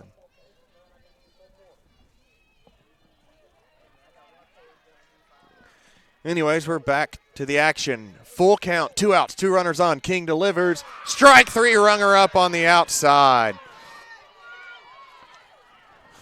King strands 2 in the bottom of the 6th.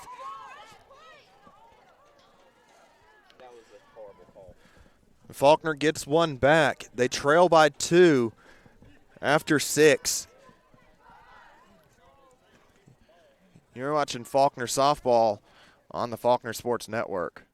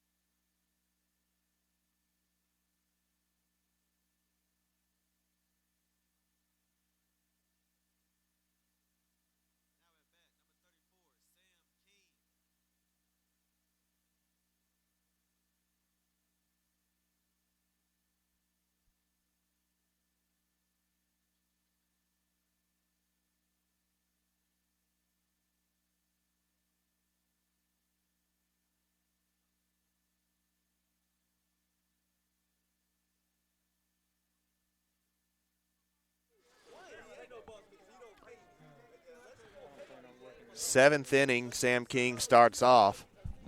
After stranding 2 Faulkner batters to end the bottom of the 6th. All 6 Martin Methodist runs unearned. They lead by 2 right now. Morrison fires that one, hit into right field. Tyndall gets underneath, makes the grab.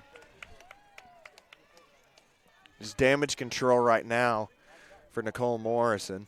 Now at bat, number 56, Reagan Hannah.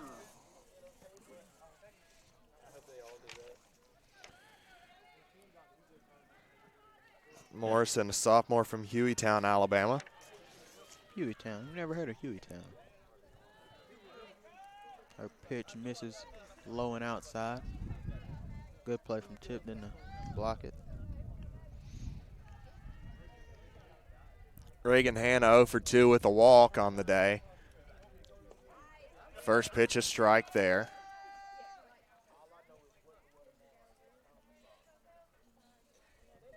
Again, we apologize about the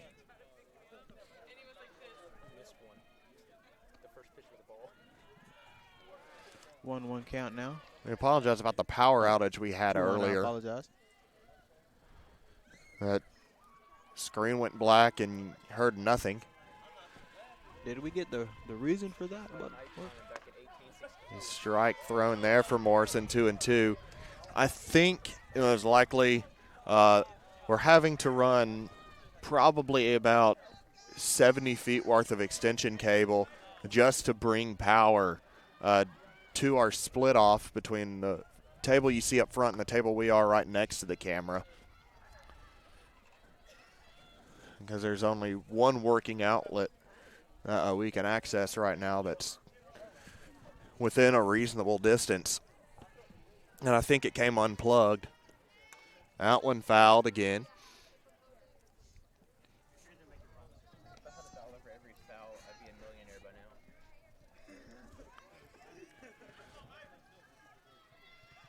now. 2-2 count. Reagan Hanna. Misses high, does Morrison. Full count coming up here. Morrison needs one more strike for this out right here.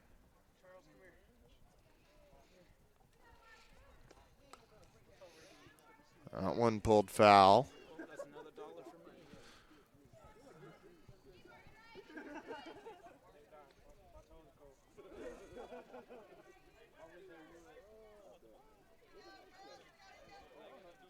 I'm starting to feel this cold in my bones. Ooh. Delivery fouled off again. Now that one went pretty good into that parking lot over there. I don't think it caught a car, though, so the windshields live another day. However, I did hear the local NASCAR rink going. That one That was a shot. right down the third base line. Great hit. It'll be a double for Hanna. A little bit of confusion because the umpire never really signaled one way or another what it was. It looked fair from here, and it was the right call, but there's a little bit of uncertainty in the air.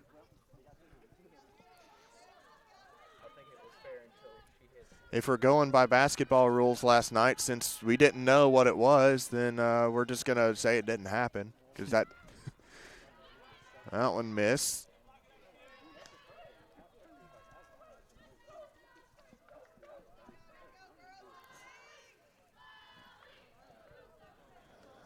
Chloe Clavon. Ground ball up the middle, finds its way through for a single. Hannah gonna hold up over there at third.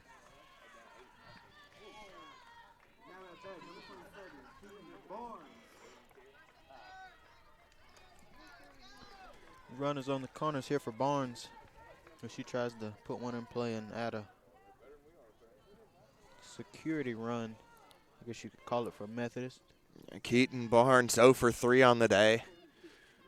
0 for 4 going back to the last game.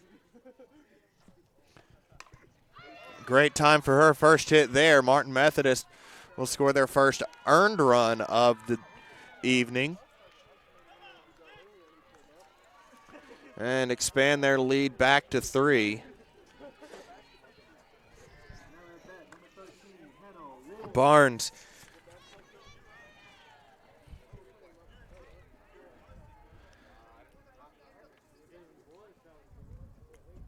picks up her 5th RBI. I wonder what's the conversation going on. Looks like we're going to have a pinch runner. It's number 8. That'll be Haley Kyle.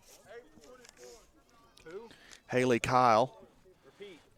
8 for 24. 72 for 6.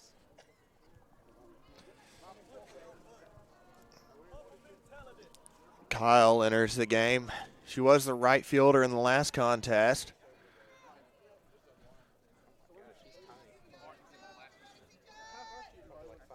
Ward shows bunt. Pulls back, swings at it. Barron, the throw in time.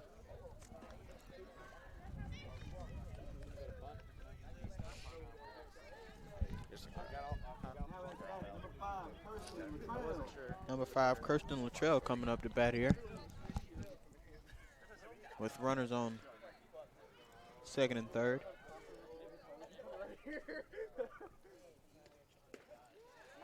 A strike thrown to Luttrell. She's 1 for 1 and 2 runs.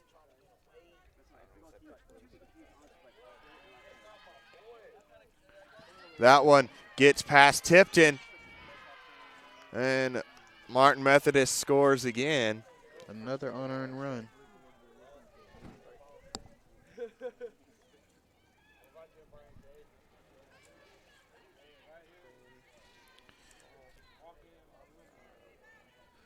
So the run scores on the wild pitch.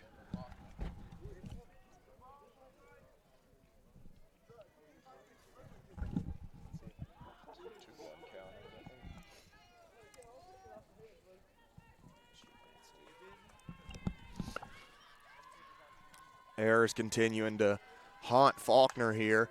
Ground ball to Bennett. The throw over in time. Retires the side. Faulkner with only 3 outs to close this deficit and try to take the lead here. So Faulkner needs 4 in the bottom of the 7th to continue on. 4 extra innings. You're watching Faulkner softball on FSN.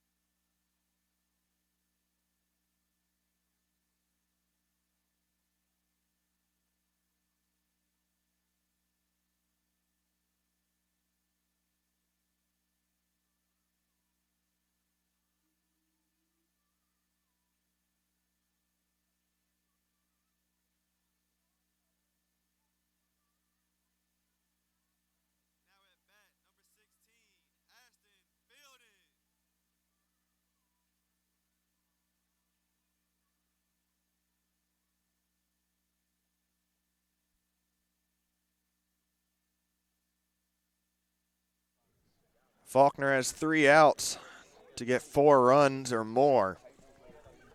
Either extend or win this game.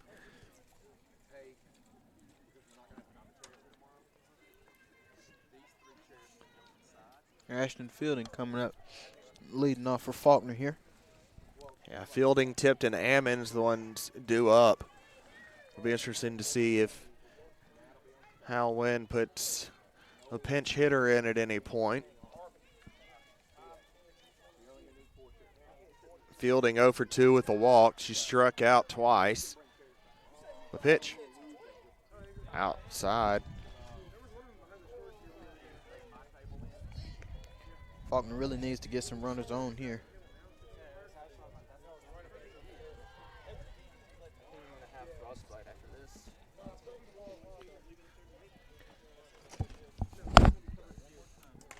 That one hit into right field. It will drop. Fielding on with the leadoff single. It's a good time for her to record her first hit of the day. Bring up Maggie Tipton. She's 0 for 2. Had a sac fly that scored a run in the 3rd. One of the 2 in that inning.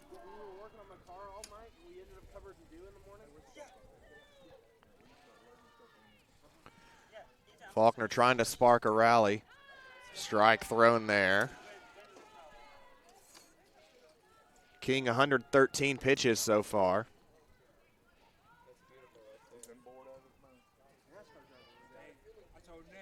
0-1 pitch, 0-1 delivery coming up here from King. That One one's pop foul. Beating the wall over here at the multiplex. 0-2 count now.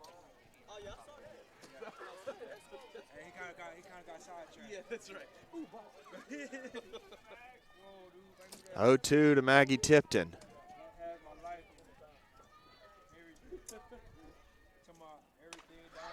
Hit into right field. Luttrell gets underneath, makes the grab, 1 down.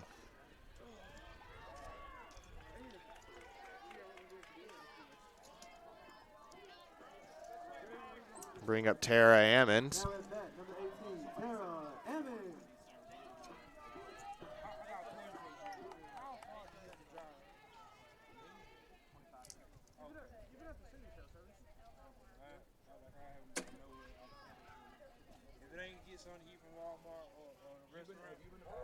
King delivers that one, hit into right field. It will drop foul. Bringing this count here to 0-1. She has a runner on first and only one out. Needing 4 runs in the bottom of this inning.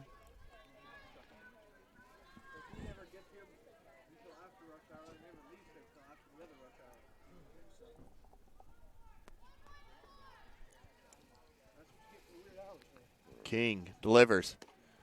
That ball is low and outside. 1-1, 1 out. 1 runner on.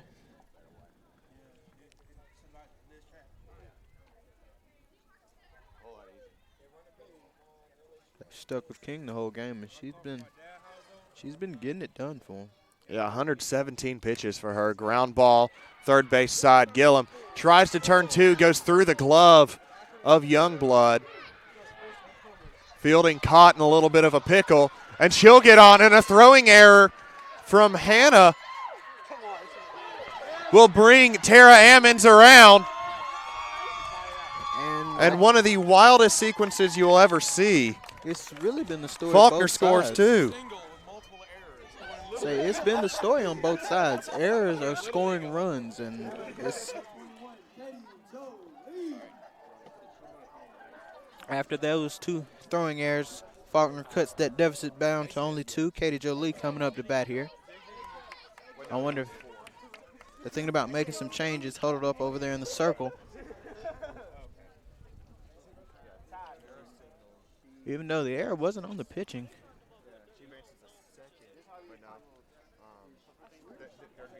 So that's the end of that conference. Katie Jolie coming up to bat here. With 1 out, no one on.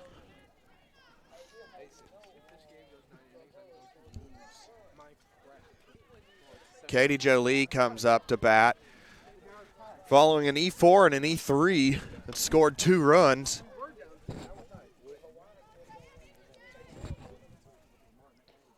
That one fouled back.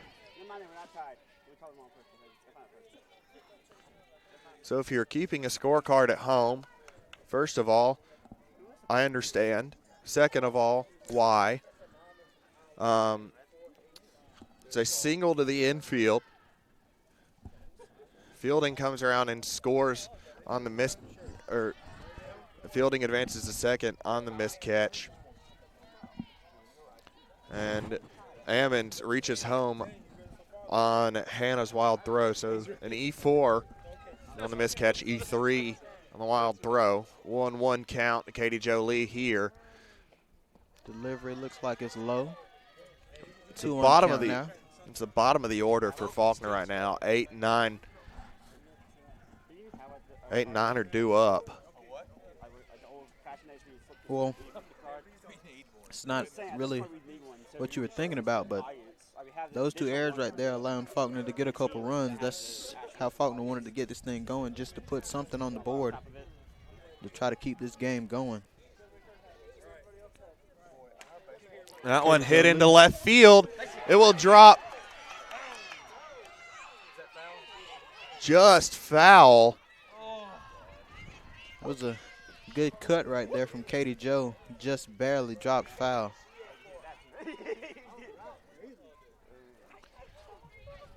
Lee put a good charge into that one. Would have had a stand-up double.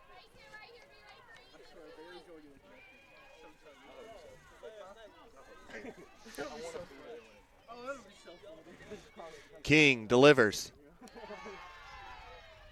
Lollipop high. So it looked like she was trying to throw a ephus. 3-2 count.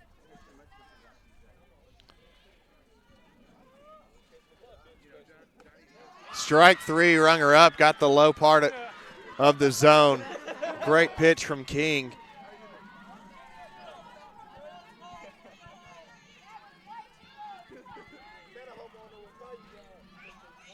A good pitch there from King, catching the very bottom of the zone right there. Ivy Tyndall coming up to bat now.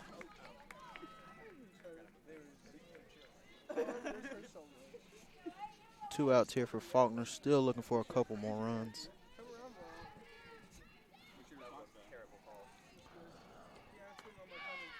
Strike called there to Tyndall.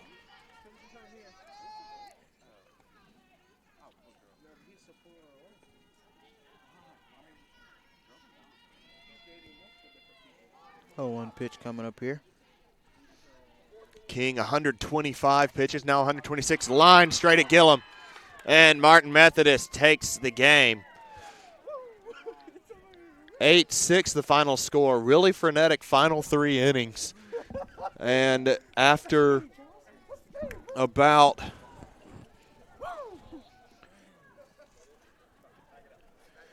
After about 2 hours and 45 minutes worth of softball, 2:42 the official duration here. The Red Hawks take an 8-6 win. They sweep the day. They'll play 2 again here tomorrow. We won't have commentary for that game with with basketball going on, senior day and homecoming at the exact same time, about 100 yards from where we're sitting right now. But we'll try and bring you in PA sound. That way you at least have something, some clue of what's going on. And it's not just completely dead air, but we will have video for that broadcast. Games will be at noon tomorrow. And hope you will join us for that. Until next time, God bless and go Eagles. See you guys later.